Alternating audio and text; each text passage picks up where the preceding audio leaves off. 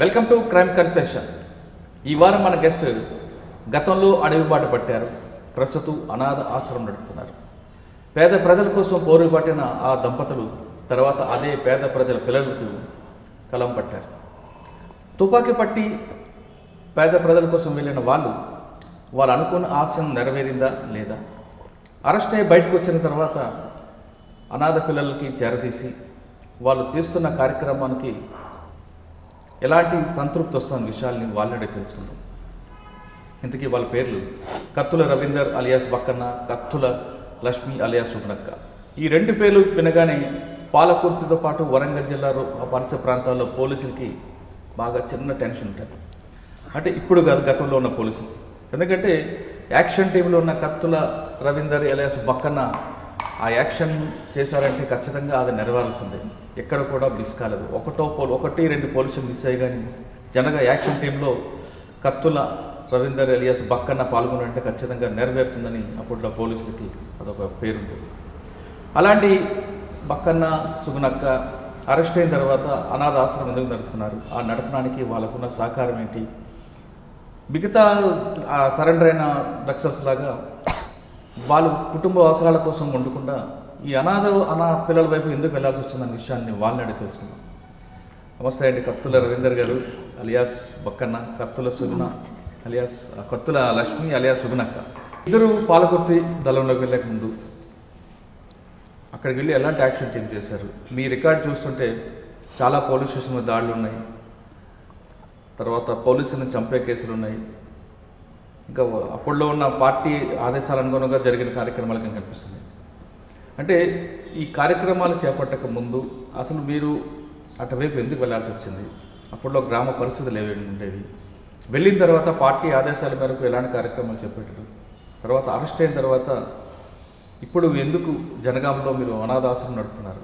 అదేవిధంగా మీ ఇద్దరికి మీ పరిచయం ఎలాగా వచ్చింది? మీరు కూడా బయటకు వచ్చిన తర్వాత ఆశ్రమం ఎందుకు నడుపుతున్నారు? ఆశ్రమం నడపడానికి అంటే ఎలాంటి చేతిలో రూపాయి లేకుండా బయటకు వచ్చిన మీకు ఆశ్రమం నడపడానికి మీకు ఆ కృషికి ఎవరు సహకరించారు? ఇప్పుడు ఏ స్థాయిలో ఆశ్రమం ఉంది అనే విషయాలు చెప్పే ముందుగా మీ కుటుంబ నేపథ్యం, అడవి బాట పట్టడం గల కారణం చెప్పండి. మా కుటుంబం వచ్చేసి మేము 6 అన్నదమ్ములము. పెద్దవాడిని నేనే. తర్వాత నాన్న వచ్చేసి రైల్వే జాబు, అమ్మ వచ్చేసి ఇంటికాడ పాలు, అంటే మాది కాజీపేట సిటీకి ఒక 3 కిలోమీటర్స్ దూరం ఉంటుంది విలేజ్. మా విలేజ్లో ప్రతి ఒక్కరు కూడా ఏంటంటే రైల్వే ఎంప్లాయీస్తో ప్రతి కుటుంబం ఉండేది ఇంట్లో. తర్వాత ప్రతి ఒక్కరు కూడా మహిళలందరూ కూడా బర్ల పాలు తీసుకెళ్ళి కాజీపేటలో అమ్మేసేవాళ్ళం టౌన్లో. దాంట్లో అమ్మ చేస్తూ ఉండేది. 6 అన్నదమ్ములలో నేనే పెద్దవాడిని. తర్వాత నాన్ననేమో రైల్వే ఎంప్లాయీ. ఇక పెద్దవాడిని అయినప్పటికీ కూడా ఏంటంటే మా గ్రామాలు వచ్చేసి ఏంటంటే వరంగల్కు హన్మకొండకు సిటీకి అప్పుడు 80-81లో ఉద్యమం అప్పుడు రాడికల్స్ అనేవాళ్ళు. ఈ పీపుల్స్ వారు ఇట్లాంటివి కాకుండా అప్పుడు రాడికల్స్ అనేటువంటి వాళ్ళు. ఆ రాడికల్స్ అనేటువంటి వాళ్ళు ఎవరో కూడా మాకు తెలియకుండా మా విలేజ్లో ఒక ఆర్గనైజర్ ఉండే, శ్యామ్ సుందర్ రెడ్డి అని చెప్పేసి. తనప్పుడు యాదగిరి రెడ్డి ఎస్ఐని చంపిండు కాజీపేట రైల్వే స్టేషన్లో. అప్పుడు పెద్ద ఏంటిదంటే ఆయన ఒక టెర్రర్గా ఉండే యాదగిరి రెడ్డి ఎస్ఐ. అంటే ప్రతి ఒక్కరిని, అంటే నక్సలైట్ ఉద్యమంలో పనిచేసిన వాళ్ళని కొట్టేది, రౌడీజం వాళ్ళని కొట్టేది. అతను అంటే దాదాపు వరంగల్ కాజీపేటలో అప్పుడు బాగా పెద్ద టెర్రర్ అన్నట్టు పోలీస్ డిపార్ట్మెంట్. అతన్ని చంపిండు మా విలేజ్లో ఆర్గనైజర్ శ్యామ్ సుందర్ రెడ్డి. అప్పుడు నా వయసు వచ్చేసి 8-9 సంవత్సరాలు. దాంతో ఏంటంటే నేను ఉద్యమంలో చిన్నప్పటి నుంచి, అంటే మేము గోళీలు పట్టుకునే బదులు ఏం చేసినామంటే, తను మా పక్కిల్లే మళ్ళీ విలేజ్లో లాస్ట్కి ఉండేది. ఉద్యమం అంటే ఏంటిదో తెలియదు, నక్సలైట్లు అంటే ఎవరో తెలియదు, రాడికల్స్ అంటే కూడా ఎవరో తెలియదు. వచ్చినప్పుడు తనతోటే మేము తిరిగేవాళ్ళం. నాతో పాటు ఇంకొక అతను ఉండేది.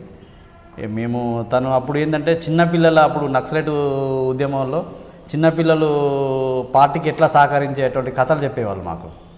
దాంతో అట్లా అట్రాక్ట్ అయినాం అన్నట్టు. దాంతో భాగంగా కూడా ఏంటంటే మా మేనమ్మ, అంటే మా చిన్నాయన వాళ్ళ బామ్మర్ది సొంత, అతను వరంగల్ జిల్లాలో మొట్టమొదటిసారి దళం ఏర్పడ్డప్పుడు ఆ దళంలో దళ సభ్యుడిగా పనిచేశాడు.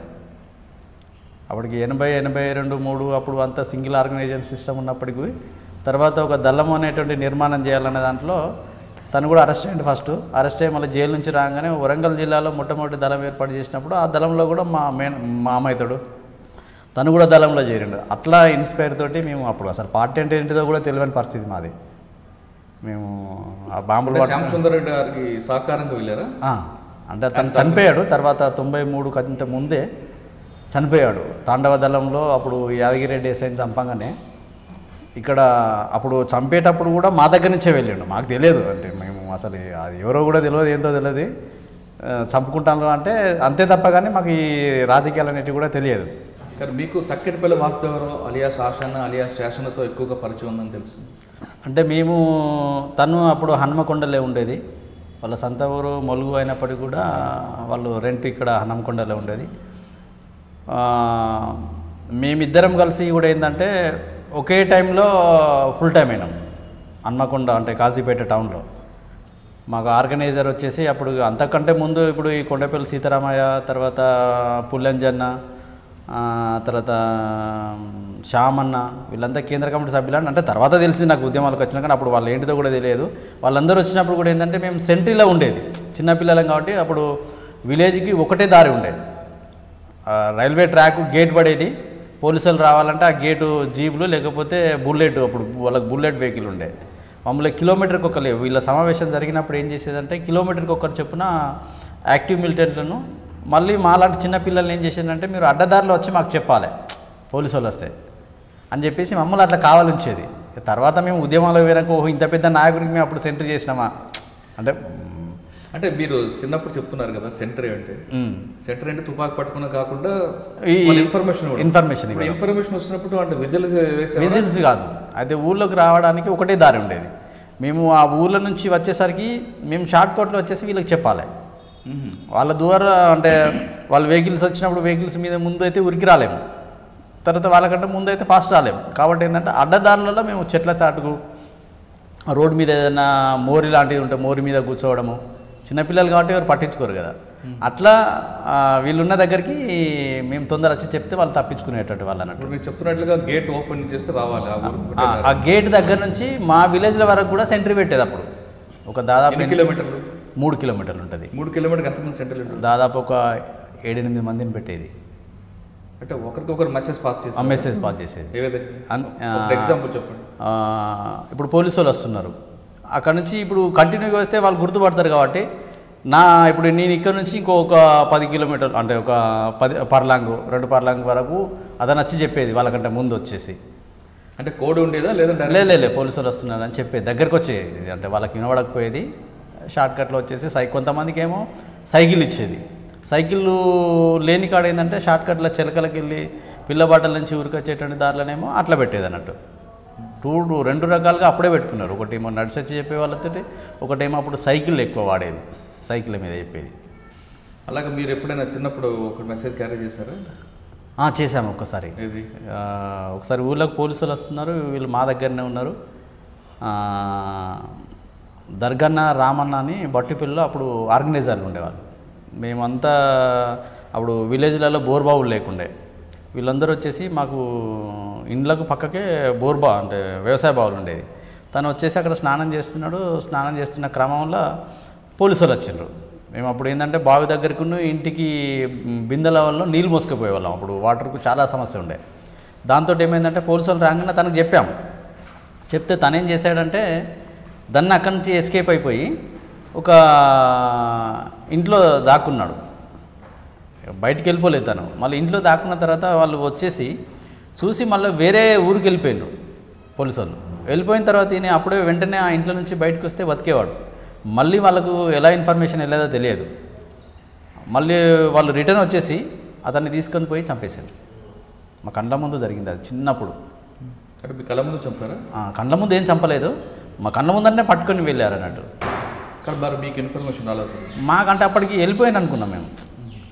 అప్పుడు ఏంటంటే మా రాంపేట విలేజ్, వాళ్ళ అత్తారు రాంపేట, ఆయన సంతూరు వచ్చేసి బట్టిపల్లి అంటే ఇక దాదాపు నక్సలైట్కు పెద్ద దాదాపు ఇప్పటికీ ఎన్కౌంటర్లలో ఒక 10 మంది దాకా చనిపోయింది అక్కడ, 10-15 మంది దాకా.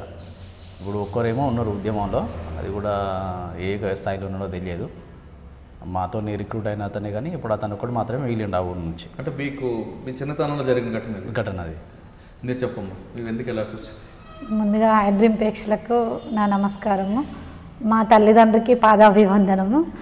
నేనంటే చిన్నప్పుడు 7th క్లాస్లోనే వెళ్ళాల్సి వచ్చింది. మా ఊరు ఏంటంటే రఘునాథ్పల్లి మండల్ రామన్నగూడెం, చిన్న గ్రామం అది. ఆ ఊరికి బస్సు లేదు, అసలు ఎవరైనా బయటికి వెళ్ళాలన్నా కూడా మొక్కళ్ళ మట్టికి దిగబడేది, బురద ఉండేది మొత్తం. అసలు ఆ ఊరికి ఎవరు రావాలన్నా కూడా భయపడేవాళ్ళు. పోలీసులు కూడా రావాలంటే ఒకరోజు ముందు ప్లాన్ వేసుకొని వచ్చేవాళ్ళు అనమాట. అలాంటి విలేజ్ మాది. మా తల్లిదండ్రులు ఏంటంటే చిన్నప్పటి నుండి మా కుటుంబం మొత్తం సిపిఐ ఉండే. డాడీ అంటే నేను పుట్టక ముందు మా నాన్న వాళ్ళ మేనమామ కూడా రజాకార్లప్పుడు భువనగిరి పోలీస్ స్టేషన్ మీద దాడి చేసి తుపాకులు తీసుకొచ్చి అప్పుడు ఉద్యమ కుటుంబం రజాకార్లకు వ్యతిరేకంగా కొట్లాడి అప్పుడు మా తాత వాళ్ళ 500 ఎకరాలు ఉండే నల్గొండ దగ్గర విలేజ్, అది వదిలేసి ఇక్కడ రామన్నగూడెం వచ్చి నివాసం ఉన్నారు. ఎందుకంటే రజాకార్ల టార్చర్ భరించలేకప్పుడు. అలా మా కుటుంబం మొత్తం ప్రజల కోసం చేస్తున్నదన్నమాట. ఆ క్రమంలో నేను 6 years ఉన్నప్పుడు డాడీ పార్టీలో తిరుగుతున్నాడు. అంటే అప్పుడు నక్సలైట్ అంటే ఆర్వైఆర్లోనే ఉండేది, 3-4 తిరిగేదనమాట. ఆ టైంలో ఏంటంటే కోల్కొండ దగ్గర ఒక బస్సు కాలబెట్టిండ్రు. కోల్కొండ అనే విలేజ్ ఉంటుంది, అక్కడ ఒక బస్సు కాలబెట్టిండ్రు. కాలబెట్టిన తర్వాత ఒక అతను దళ సభ్యుడు అరెస్ట్ అయ్యి డాడీ పేరు చెప్పి డాడీని కూడా పట్టించిండు అనమాట. ఇంటికి వచ్చింది నైట్లో. పోలీసు వాళ్ళు రాత్రి 1 అవుతుంది అనుకుంటా. అప్పుడు నేను 6 years ఉన్నా. వచ్చి డోర్ కొట్టగానే మమ్మీ వెళ్ళి డోర్ తీసింది. డాడీ పడుకొనే ఉన్నాడు. డోర్ తీయగానే టకటక్ పోలీసు వాళ్ళు ఒక 10 మంది దాకా ఇంట్లోకి వచ్చేసిండు, చుట్టుముట్టిండ్రు. అప్పటికి నాకు పోలీసు వాళ్ళు అంటే కూడా తెలియదు.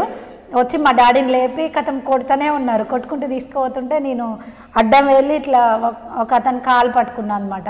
కాలుతో తన్నిండు. అప్పుడు కింద పడిపోయి మమ్మీ అడ్డం వచ్చి వద్దు, మీది ఏదన్నా ఉంటే కోర్టులో ప్రొటెక్ట్ చేయండి, కొట్టకండి అని చెప్పి మమ్మీ అడ్డం వస్తే మమ్మీని కొట్టిండ్రు. మమ్మీని కొడితే మమ్మీ లేడీస్ని కొట్టడానికి మీకు రూల్ లేదు, ఏదన్నా ఉంటే కోర్టులో ప్రొటెక్ట్ చేయండి మమ్మల్ని, కానీ మీరు కొట్టడానికి రూల్స్ లేదు, నేను కేసు వేస్తాను మీ మీద అని చెప్పి మమ్మీ బాగా వాదించగానే మమ్మీని వదిలేసింది. నెట్టేసి డాడీని ఒక్కరిని నైట్ కొట్టుకుంటూనే తీసుకెళ్ళింది మా కళ్ళ ముందు బాగా. ఇక కొట్టుకుంటూ తీసుకెళ్ళి 21 రోజు జనగాం పోలీస్ స్టేషన్లో పెట్టారు. ఆ తర్వాత మేము సద్దులు అంటే టిఫిన్స్ తీసుకుపోయేది, పోలీసు వాళ్ళు అన్నం కూడా పెట్టకపోయేవాళ్ళు. డైలీ మమ్మీతో పాటు నేను పోలీస్ స్టేషన్కి టిఫిన్ తీసుకెళ్ళి ఇచ్చేదాన్ని. అట్లా తర్వాత జైల్లో ఒక 6 నెలలు ఉన్నారు డాడీ, వరంగల్ సెంట్రల్ జైల్లో. డాడీని మమ్మీ తీసుకెళ్ళడానికి పోవడానికి కూడా మా దగ్గర డబ్బులు లేవు. అప్పుడు నేను 6 సంవత్సరాలు ఉన్నా. మా అన్నయ్య అమ్మమ్మ వాళ్ళ ఇంటి దగ్గర ఉండే. డాడీకి ఇట్లా అయిందని చెప్పేసి అన్నయ్య కూడా ఇంటికి వచ్చి మేము ముగ్గురం కలిసి కూలికి వెళ్తే ఆ డబ్బులు పట్టుకొని డాడీని తీసుకురావడానికి వెళ్ళింది. ఆ తర్వాత ఏంటంటే 3 days మొత్తం అసలు అన్నం లేదు. ఒక చింతపువ్వు ఉంటుంది, అది దంచి తిన్నా అనమాట. అంటే డాడీ ఎలా వస్తాడు, బయట వాళ్ళ ఇంటికి వెళ్ళకూడదు, మా డాడీ రావాలి ఫస్ట్, వచ్చిన తర్వాత అని చెప్పేసి నేను అప్పటి నుండే నాకు పట్టుదల ఉండే. నేను చదువుకొని పేదవాళ్ళని అస్సలు ఇలా ఉండద్దు, అంటే పేదవాళ్ళు ఉంటే ఇట్లా కొడతారు పోలీసు వాళ్ళు, అంటే పోలీసు వాళ్ళ మీద కసి పెరిగింది అప్పుడు నాకు. ఎందుకంటే నన్ను తన్నడము, డాడీని కొట్టడము అదంతా చూసిన తర్వాత పోలీసు వాళ్ళ మీద కసి పెరిగి నేనైతే ఐపీఎస్ కావాలి, లేదంటే ఐఏఎస్ కావాలి, ఒక జిల్లాని అభివృద్ధి పందలో తీసుకువెళ్ళాలి అని చెప్పేసి ఆ రోజు నుంచి నాకు కసి అనేది వచ్చిందనమాట. మొత్తం ఆ చింతపువ్వు తినే 3 days ఉన్నాను. ఎవరింటికి వెళ్ళి కూడా అన్నం తినలేదు. డాడీ వచ్చిన తర్వాత బాగానే ఉన్నాము. ఆ ఊర్లోకి రోడ్డు లేకపోతే మాకు ఒక 6 ఎకరాలు ఉండే, 2 ఎకరాలు అమ్మేసి ఊరికి రోడ్డు పోసిండు డాడీ. అక్కడ ఒక 30 ఇండ్లు కట్టించిండు గవర్నమెంట్, అంటే క్వార్టర్స్ లాగా పెట్టి. డాడీ తిరిగి ఫైట్ చేసి కలెక్టర్ నర్సిరెడ్డి తిరిగి ఫైట్ చేసి ఆ ఇండ్లు కట్టించిండు. ఊర్లో కరెంట్ లేదు, ఆ కరెంట్ కూడా డాడీ తిరిగి తెచ్చి, ఊర్లో బోర్ లేదు, ఒక బావి ఉండే అంతే, 2 బోరింగ్ లేపించిండు. ఊరికి స్కూల్ లేదు అసలు. నేను 8 years వరకు కూడా మా ఊళ్ళో స్కూల్ లేదు, నేను చదువుకోలేదు, అప్పటి వరకు కూడా స్కూల్కి వెళ్ళలేదు. డాడీ మళ్ళీ స్కూల్ కట్టించిన తర్వాత స్కూల్కి వెళ్ళాము. సార్లు రాక మళ్ళీ వేరే విలేజ్కి 8 kilometers నడుచుకుంటూ వెళ్ళేది. ఒకసారి వాగు వచ్చింది, వాగు వస్తే ఇక్కడి వరకు తడిసి అంటే వాగులో కొట్టుకుపోయే వాళ్ళం. ఒక రైతు వచ్చి మమ్మల్ని కాపాడిండు. 8 సంవత్సరాల ఏజ్లో కూడా వేరే స్కూల్కి వెళ్ళేది. నేను 9 years ఉన్నప్పుడు మళ్ళీ పోలీసు వాళ్ళ టార్చర్ మొదలైంది. డాడీని తీసుకెళ్ళడము, పోలీస్ స్టేషన్లో పెట్టి కొట్టడము, మళ్ళీ నన్ను తీసుకెళ్ళి నేను 9 years ఉన్నప్పుడు 3 days పోలీస్ స్టేషన్లో కూర్చోబెట్టారు. ఎందుకు? పార్టీలో వెళ్తున్నారు, నీ బిడ్డను కూడా తీసుకెళ్తున్నావు నువ్వు అని చెప్పేసి డాడీని కొట్టారు, నన్ను కూర్చోబెట్టారు అనమాట, నువ్వు వెళ్ళొద్దు అని చెప్పేసి. అయితే డాడీ ఏం చేసేదంటే నన్ను తీసుకొని విలేజ్లోకి వెళ్ళి పోస్టర్లు వేసేది. అప్పుడు వాటర్ ట్యాంకీలు గోడలు ఉండేది. డాడీ ఇట్లా వంగితే నేను డాడీని ఎక్కి పోస్టర్ వేసేది, అట్లా వేసేదనమాట. వస్తుంటే ఒకరోజు తేలు కుట్టింది. తేలు కుడితే హాస్పిటల్కి వెళ్తే ఎట్లా కుట్టింది అని అడుగుతారని చెప్పేసి డాడీ చింతకాయ పచ్చడి పెట్టి కట్టాడు నాకు. ఏం చేయాలో తెలియక ఏడుస్తుంటే అంత చిన్న వయసులో. అట్లా ఇక డాడీ మొత్తం పార్టీకే అంకితం అయిపోయాడు. డాడీని ఒక 3 times పోలీసులు బాగా కొట్టారు. ఇక్కడి వరకు బొంద తీసి పాతి పెట్టి కొట్టిండు అనమాట. ఆ రోజు నక్సలైట్లు ఇంట్లో ఉన్నారు, డాడీని పోలీసులు అక్కడ కొడుతున్నారు. నాకేం చేయాలో దోయలేదు, నాకు ఆ గొల్లం కూడా అందదు. ఇట్లా ఎక్కి ఆ గొల్లం వేసి తాళం వేసి పోలీసు వాళ్ళు ఇంటికి వస్తే తాళం చేయదంటే మా మమ్మీ తీసుకెళ్ళింది, నా దగ్గర లేదని చెప్పిన. అప్పటికి 3 సత్తన్న, శాంతక్క, ఇంకొకరు ముగ్గురు ఉన్నారు అప్పుడు ఇంట్లో. వాళ్ళని ఆ విధంగా కాపాడినా. డాడీకి తెలుసు అయినా చెప్పలేదు. డాడీ బాయ్ దగ్గరకు తీసుకెళ్ళిండు. అట్లా బాగా ఆల్రెడీ డాడీ సానుభూతి పరుడు, తిరిగేది జైలుకు పోయి వచ్చిన తర్వాత తిరుగుడు ఆపేసి అన్నం పెట్టేది అనమాట. ఎక్కడ వర్క్స్ సెంట్రల్ కమిటీ కానీ స్టేట్ కమిటీ వాళ్ళు డాడీని పిలిపించుకునేది, వర్క్స్ చెప్పేది అనమాట. టెక్ రంగంలో అక్కడిక్కడ ఉంచేది డాడీ వాళ్ళని. ఆ విధంగా ఇక డాడీ చేస్తుంటే నన్ను 7th exam రాయనీయలేదు. మొత్తం ఎగ్జామ్ పేపరు చింపేసి నా బట్టలు గాలబెట్టేసిండ్రు. అసలు అప్పుడు ఏం చేయాలనో తెలియదు నాకు. నేను మంచిగా చదివేది స్కూల్లో. నాకు ఈ 6 సంవత్సరాల నుంచే కసి పట్టుదల అనేది పెరిగింది. డాడీ నా కోసం ఊర్లో స్కూల్ కూడా కట్టించారనమాట. చదువుకోవాలా డాడీ, స్కూల్ లేదు కదా అంటే అంత దూరం ఎట్లా పోతుంది అని చెప్పి ఊర్లో స్కూల్ కట్టిస్తే టీచర్ రాకపోతే పక్క విలేజ్కి వెళ్ళి చదువుకున్నా. అయితే చదువుకొని ఒక జిల్లాను అభివృద్ధి చేయాలనేది నాలో కసి అనేది పెరిగింది. అట్లా కానీ ఆ చదువు అనేది మధ్యలో ఆగిపోయింది. ఎగ్జామ్ రాయనీయలేదు కదా, ఏం చేయాలని చెప్పేసి పోలీసు వాళ్ళని చంపాలన్న కసితోటి నేను పార్టీలోకి వెళ్ళిపోవడం జరిగింది. ఏ సంవత్సరం? 96లో. అంటే మీ కళ్ళ ముందు జరిగిన ఘటనలు మర్చిపోలేక తుపాకీ పట్టాల్సి వచ్చింది. అంటే అప్పుడు మీకు పార్టీలో తీసుకున్నారా? అప్పుడు 11 years ఉన్నాను, తీసుకున్నారు. అయితే చదివిపిస్తా అన్నారు. అంటే దళంతో తిప్పుకోకుండా మేము చదివిపిస్తాం, మామూలుగా హాస్టల్లో వేస్తామని చెప్పి అన్నారు. తను అప్పుడు డిప్యూటీ కమాండర్ ఉండే, యాదన్న అని కమాండర్ ఉండే. అయితే నన్ను చదివిపిస్తా అన్నారు. ఏ విలేజ్కి వెళ్ళినా కూడా పోలీసుల్లో ఉన్నారు. అప్పుడు ఒక విలేజ్లో ఎలక్షన్ జరుగుతున్నాయి. కుందారం అనే విలేజ్లో బ్యాలెట్ బాక్సులు వలగొట్టడానికి వెళ్ళాము. ఆ వెళ్ళిన క్రమంలో ఏంటంటే అక్కడ ఒక టీచరు నన్ను గుర్తుపట్టి నా పేరు ఊరు అన్ని పేపర్లో వేసేసరికి ఇంకా ఈమె పార్టీలకు వెళ్ళిందని కన్ఫర్మ్ అయిపోయింది అప్పటికి అందరికీ. అట్లా ఇక నేను చదువుకోలేకపోయాను. ఇక దళంతో నాన్నగారు అప్పుడు బయట విలేజ్లో ఉన్నారు. పోలీసు వాళ్ళ బాధకి పార్టీ వేరే దగ్గర పెట్టింది. అమ్మ, డాడీ, అన్నయ్య అమ్మమ్మ వాళ్ళ ఇంటికాడ ఉండేది. అమ్మను డాడీ మళ్ళీ పార్టీ కంట్రోల్లో ఉన్నారు. మీరు దళంతో తిరుగుతున్నప్పుడు డాడీ వెళ్ళిపోయినా. దళంతో తిరిగేది, చాలా చిన్నగా ఉంటేనే పొలాలు అంటే గట్లు ఎక్కరాకపోయేది, వీళ్ళు ఎత్తుకొని తిరిగేది నన్ను. చాలా చిన్నగా ఉన్నా. ఏ విలేజ్కి వెళ్ళినా ఎవరు అన్నానికి వెళ్ళినా నాకు చాక్లెట్. దళంలోనా? నేను దళంలో అంటే దళంతో పాటు తిరిగేదాన్ని. అంటే విలేజ్లలో మీటింగ్లు పెట్టడము, అంటే మహిళా సంఘాలు పెట్టడము, మహిళలకి ఏ సమస్యలు వచ్చినా ముందుండి చేయడము, అట్లాంటివి చేసేదన్నమాట. అంటే నాకు అప్పటికి లోకజ్ఞానమే తెలియదు. అయినా కూడా పార్టీలో ఉండి బుక్స్ చదువుతూ వీళ్ళ అంటే క్లాసులు ఉండేది మాకు. మహిళా క్లాసులు ఉండేది, మిలిటరీ క్లాసులు ఉండేది. మిలిటరీ క్లాస్లో కూడా తను మాధవక్క వైద్యుల అరుణ అని ఉన్నది కదా, తను కొట్టింది కూడా. ఎందుకంటే నువ్వు మిలిటరీలో చేయాలి ఫస్ట్ అని 300 మందిలో నేను ఫస్ట్ వచ్చేలా తయారు చేసింది వీళ్ళిద్దరు కలిసి. నన్ను కొట్టి కూడా మిలిటరీలో క్యాంప్లో ఫస్ట్ వచ్చి తను ఉన్నాడు. నేను 3rd class అప్పుడే మా ఇంటికి వచ్చేది. అట్లా పరిచయము. కాకపోతే దళం అందరు వచ్చేది. 3rd classలో ఉన్నప్పటి నుంచి కూడా పరిచయం తను. ఇక పార్టీలోకి వెళ్ళిన తర్వాత ఒక 2 years తిరిగిన తర్వాత మ్యారేజ్ అయిందనమాట. అంటే పార్టీలో ఉన్నప్పుడు ప్రేమించుకున్నారా? ముందేం లేదు. పార్టీలో తిరిగిన తర్వాత కొద్ది రోజుల తర్వాత పార్టీ అంటే పార్టీని బట్టే పార్టీ చేసుకోమంటేనే మేము ఇద్దరం పెళ్లి ఎక్కడ చేసుకోం. చేసుకున్నారు? అంటే ఒక తోటలో పెళ్లి చేశారు, అన్నారం దగ్గర తోటలో పెళ్లి చేశారు అనమాట. అప్పుడు ఈయన డీసీఎం కమాండర్. తర్వాత మీ ఇద్దరు పెళ్ళైన తర్వాత ఎక్కడెక్కడ తిరిగారండి పార్టీ ఆదేశాల మేరకు? పాలకుర్తి దళంలోనే తిరిగాము ఇద్దరము. ఆ తర్వాత ఒకసారి ఎన్కౌంటర్, అంటే తను లేడు, జ్వరం వచ్చి తను బయటికి పోయిండు. అదే రోజు నేను హాస్పిటల్ నుంచి వచ్చాను. అప్పటికి ఒక 15 days సిక్ అయి ఉన్నా. అదే రోజు మల్లంపల్లి అనే విలేజ్లో వచ్చి ఒక 1 hour 2 hours అయింది అంతే. ఇంకా అప్పుడే డ్రెస్ వేసుకుంటున్నా, డౌట్ వచ్చింది పోలీసు వాళ్ళు వస్తున్నట్టు అనిపించింది. చెప్తే మా వాళ్ళు ఎవరు నమ్మలేదు. ఏం లేదక్క, నువ్వు బయటికి వచ్చినావు కాబట్టి నీకు అట్లే ఉంటుంది, ఎవరిని చూసినా పోలీసు వాళ్ళు అనుకుంటావు అన్నారు. అంటే నాకు ఏదో డౌట్ తోటి అందరు పడుకున్నారు, నేను పడుకోలేదు. ఆ టైంలో ఏంటంటే మొత్తం చుట్టుముట్టిండ్రు. బిఎస్ఎఫ్ వాళ్ళు 300 మంది వచ్చిండ్రు, స్టేషన్ వాళ్ళు వచ్చిండ్రు, కిరణ్ కుమార్, అంటే పేర్లు చెప్పొద్దు సారీ, ఒక ఎస్ఐ, నేను. గోడ మధ్యలో ఉంటుంది, తిట్టుకున్నాం, గోడ కాల్చుకున్నాం. కాకపోతే పైకి కాలుస్తున్నాము ఇద్దరము. తను కాల్చినా నేను చనిపోయేదాన్ని, నేను కాల్చినా తను చనిపోయేది. సరెండర్ కావాలని తను, కాను అని నేను. సరెండర్ కమ్మని తను, కాను అని నేను. చేస్తావంటే చేస్తావా, నువ్వు చేస్తావు అని నేను. ఇట్లా ఇద్దరం తిట్టుకున్నాం అనమాట కొద్దిసేపు.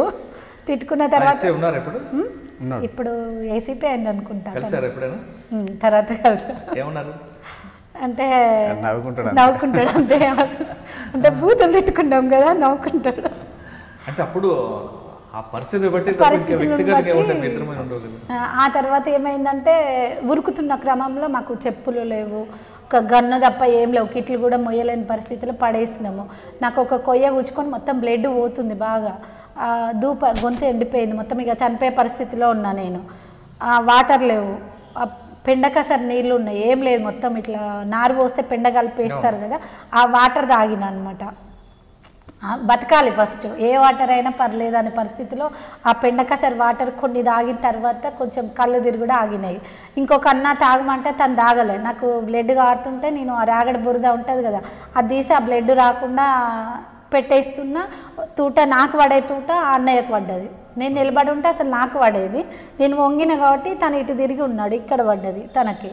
ఆ తూట పడ్డప్పుడు కూడా తనని 1 kilometer దూరం గుంజుకపోయిన తర్వాత రాలేని పరిస్థితి. మాకు అన్ని ఇట్లా రాసుకుంటూ వెళ్తున్నాయి, తూటాలు ఈపులో మొత్తం ఇట్లా వెళ్తున్నాయి.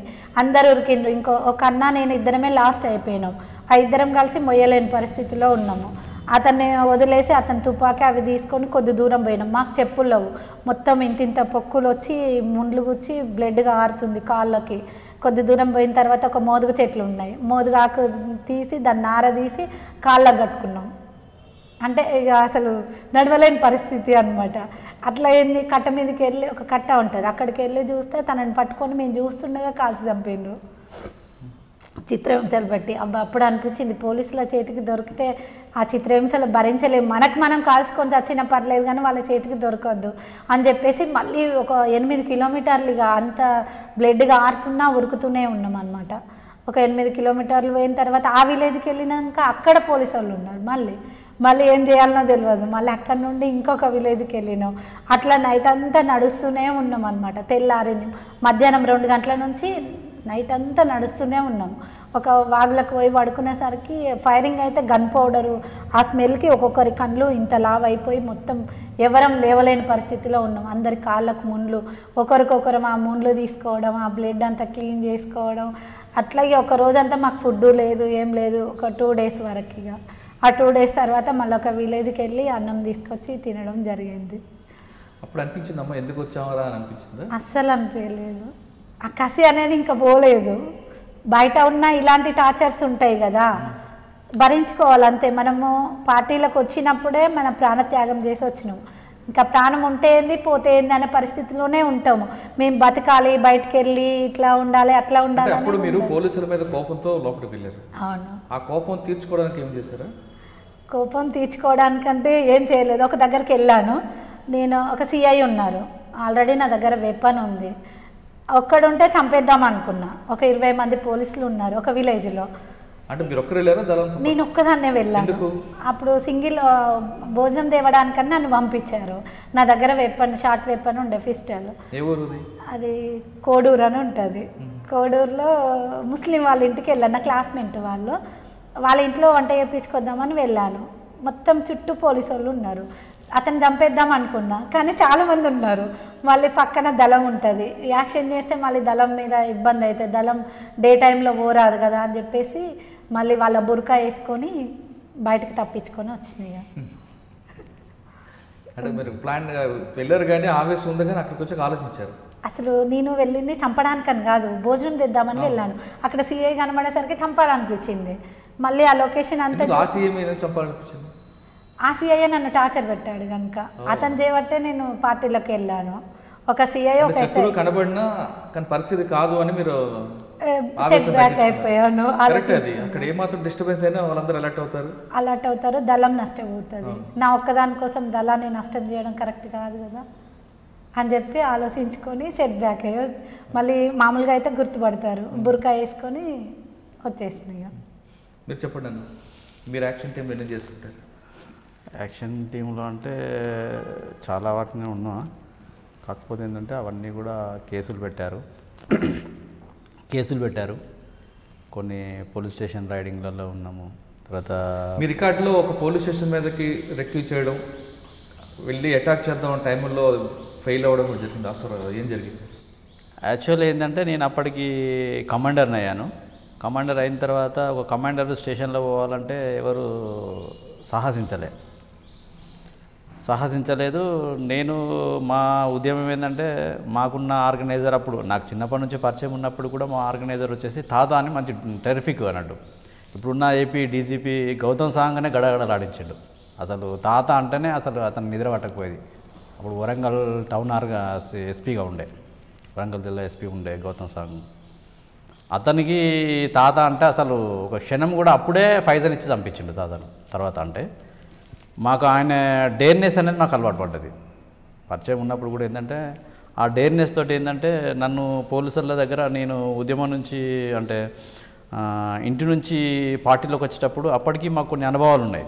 అంటే పోలీసులకి ఎక్కడ ఐడెంటిఫికేషన్ దొరికినా కూడా మనం దొరుకుతాము కాబట్టి ఇంట్లో మనం ఎలాంటి ఆనవాళ్ళు ఉండద్దని ఫోటోలతో సహా ఎక్కడ ఫోటోలు ఉన్నా అన్నీ ముందే కాలబెట్టినాం మేము. ఒక ఫోటో కూడా మనం ఐడెంటిఫికేషన్ ఉండొద్దని. దాంతో నేను పోలీసులకి ఎట్లా ఉంటానో తెలియదు. తర్వాత ఏరియాలో తిరిగేటప్పుడు కూడా పలానా ఊరని కూడా తెలియదు, కమాండర్ అయినట్టు కూడా. అప్పుడు ఏం చేసినామంటే నేను ఒకరిని డేర్గా వెళ్ళేసి స్టేషన్లో, అప్పుడు మనకు ఆ విలేజ్లో ఆ మండల్ సెంటర్ అది స్టేషను. ఒక అతను మన సానుభూతిపరుడు వేరే ఊరు నుంచి వచ్చి అక్కడ సెటిల్ అయ్యాడు. మన పార్టీ కలిసేవాడు అతని సహకారంతో ఏంటంటే మరి పోలీస్ స్టేషన్కి ఎలా వెళ్తాం మనం లోపలికి? ముందంటే మనం బయట రెక్కి చేసుకొని రావచ్చు, కానీ పోలీస్ స్టేషన్లో లోపల రెక్కి చేసుకోవాలంటే మనం లోపలికి పోవాలి. మళ్ళీ అడుగుతారు ఖచ్చితంగా, నువ్వు ఎందుకు వచ్చినావు, దేనికి వచ్చినావు. అప్పుడు ఏం చేసినామంటే ఒక ప్లాన్గా ఒక ఆలోచన చేసి సైకిల్ పోయిందని కేసు పెడదాం మనం. అప్పుడు ఏంటంటే సైకిల్లే ప్రధానం. ఈ మోటార్ సైకిల్ ఒక స్కూటర్ ఉంటే మహా గొప్ప అప్పటికి, ఆ టైంలో కూడా. అట్లా ఏం చేసినామంటే సైకిల్ పోయిందని పోయి ఇద్దరం కలిసి వెళ్ళాం. నువ్వు సైకిల్ పోయిందని కేసు పెడతా ఉండు, నా పని నేను చేసుకుంటాను. అంటే పోలీసులు ఎంతమంది ఉంటారు, వెపన్స్ ఎక్కడ ఉంటాయి, ఎన్ని రూములు ఉంటాయి, సెంటర్ ఎక్కడ ఉంటుంది, తను ఇద్దరం కలిసి వెళ్ళిన తర్వాత మొత్తం రెక్కీ చేశాము. ఆ పోలీస్ స్టేషన్ రెక్కీ అయిపోయిన తర్వాత ఆ మండల్ సెంటర్ను మొత్తం రెక్కీ చేశాం. మళ్ళీ అంటే ఏ దారి ఎక్కడికి వెళ్తుంది, ఒక నెల రోజులు పట్టింది నాకు ఆ రెక్కీ చేయడానికి. దాని నుంచి దాడి చేసిన తర్వాత ఎలా రిట్రీట్ కావాలి, ఎన్ని పోలీస్ స్టేషన్స్ వస్తాయి, ఎన్ని పోలీస్ స్టేషన్లు వస్తే మనం అటాక్ చేసిన తర్వాత ఎక్కడెక్కడ చెక్ పోస్టులు పెట్టే అవకాశం ఉంది. మళ్ళీ మనం నడుచుకుంటూ వెళ్ళాలంటే మా ప్రాంతం వచ్చేసి అంటే వరంగల్ జిల్లాలే మొత్తం మైదాన ప్రాంతం. పాలకుర్తి దళము అంటేనే మొత్తం మైదానం, అసలు చెట్లతోని గుట్టలతోని ఉండదు, అసలే ఓపెన్ అవుతాం, మొత్తం ఓపెనే. బావుల దగ్గర రైతుల సహకారం తప్ప ఎలాంటి పరిస్థితి ఉండదు. అట్లాంటిది ఈ స్టేషన్ మీద దాడి చేసిన తర్వాత మనం పోవాలంటే పోలేము. కాబట్టి ఏంటంటే వెహికల్స్ సహాయం తీసుకోవాలి, వెహికల్స్ పోవాలి. ఆ వెహికల్స్ సహాయంతో ఎంత దూరం పోగలుగుతాం అట్లా రెక్కీ చేసి తర్వాత ఆ స్టేషన్ మీద రైడ్ కోసం ఒక నెల రోజులు ట్రైనింగ్ ఇచ్చారు మాకు. నెల రోజులు ట్రైనింగ్ ఇచ్చిండ్రు. ఆ ట్రైనింగ్లో బాగా చేశాము. చేసిన తర్వాత ఎవరెవరు ఎలా వెళ్ళాలనేది ఇన్స్ట్రక్షన్స్ ప్రకారంగా మేము అది ఫాలో అయినాం. మాకు ఎవరైతే దీన్ని లీడ్ చేస్తున్నట్టును సరిగా లీడ్ చేయలే. ఎందుకు లీడ్ చేయలే అంటే నేను ప్రతి ఒక్క పాయింట్ పిన్ టు పిన్ చెప్పాను. అది కూడా ఎందుకు ఫెయిల్ అయిందంటే రోజు అప్పుడు కరెంటు కోత ఉండేది. కరెంటు కోతలో రోజు ఒక టైంలో కరెంటు పోతుంది అన్నట్టు. అది కూడా చెప్పాను కానీ తను పరిగణలోకి తీసుకోలే, అంటే అనుభవం లేక. అంటే తను ఉద్యమంలో ఉన్నాడు సీనియారిటీ, కానీ యాక్షన్లలో కూడా అనుభవం ఉండాలి. అప్పుడు మాకు అంటే ఆశన్న కానీ మాకు కానీ ఎవరికన్నా లీడ్ ఇచ్చినా కూడా మేము చేసేవాళ్ళం. కాకపోతే ఏంటంటే మాకంటే అతను కొద్దిగా సీనియర్ కాబట్టి తనకు లీడ్ ఇచ్చడానికి ఏంటంటే ఆయనకు మిలిటరీ ట్రైనింగ్ ఇచ్చారు. మిలిటరీ ట్రైనింగ్ జిల్లాల నుంచి ఆయనే పోయింది ఫస్ట్.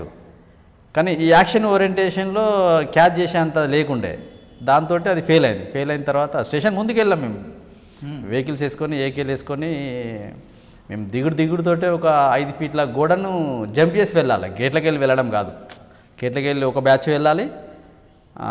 ఒక 5 ఫీట్ల ట్రైనింగ్ ఇస్తే మేము ఒక ఇద్దరమే సక్సెస్ అయినాం దాంట్లో. ఆశన్నను నేనే సక్సెస్ అయినాం. అంటే ట్రైనింగ్ అంటే కట్టెల్లాగా అంత ఎత్తు గోడలు కట్టి ఆ గోడల మీదకి వెళ్ళి జీబు రోడ్డు మీదనే ఉంటుంది పోలీస్ స్టేషను.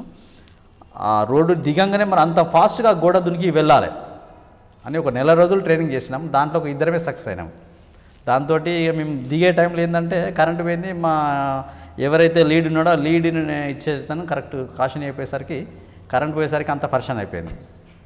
మళ్ళీ క్యాన్సిల్ చేసుకొని ఆ ఊరు బయటికి వెళ్ళి అక్కడ ఆగినాం. అట్లా ఫెయిల్ అయింది అది. అంటే ఆ ఫెయిల్ అయిన తర్వాత మీరు సమీక్ష జరుపుకున్నారా?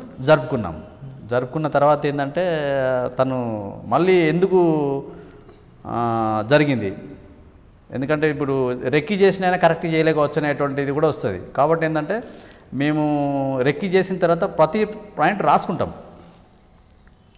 రాసుకున్న దాంట్లో నువ్వు చెక్ చేసుకో అని చెప్పిన నేను ఈ టైంకు ఖచ్చితంగా కరెంటు పోతుంది, ఈ కరెంటు పోయిన టైంలో నువ్వు ఏం చేయాలనేది కూడా ఉంటుంది. మనం ఆ కరెంటు పోయిన టైంలోనే దాడి చేయాలని ఉన్నది, నువ్వు ఎందుకు కాషన్ చేయాలని మళ్ళీ సమీక్ష చేశాము. తర్వాత తప్పైందని చెప్పేసి దాన్ని లీడ్ చేయాలని మళ్ళీ సెకండ్ టైం కూడా, అంటే అప్పటికి మేము అరెస్ట్ అయినాం కానీ ఇక సెకండ్ టైం కూడా మళ్ళీ ఆయనకే లీడ్ ఇష్టానికి ఫెయిల్ అయింది. అది చేశారు సెకండ్ టైం కూడా. పోలీసు మీద దాడి కాకుండా ఇంకేం చేశారు? పార్టీ ఆశయం వరకు కొన్ని పోలీసులను కూడా చంపడం జరిగింది. అంటే వ్యక్తిగతంగా మళ్ళీ ఆ పోలీసు కూడా ఏంటంటే వాళ్ళ అత్తగారు వాళ్ళ కుటుంబం ఏమో నక్సలైట్గా సహకరించేది వాళ్ళ విలేజ్లో.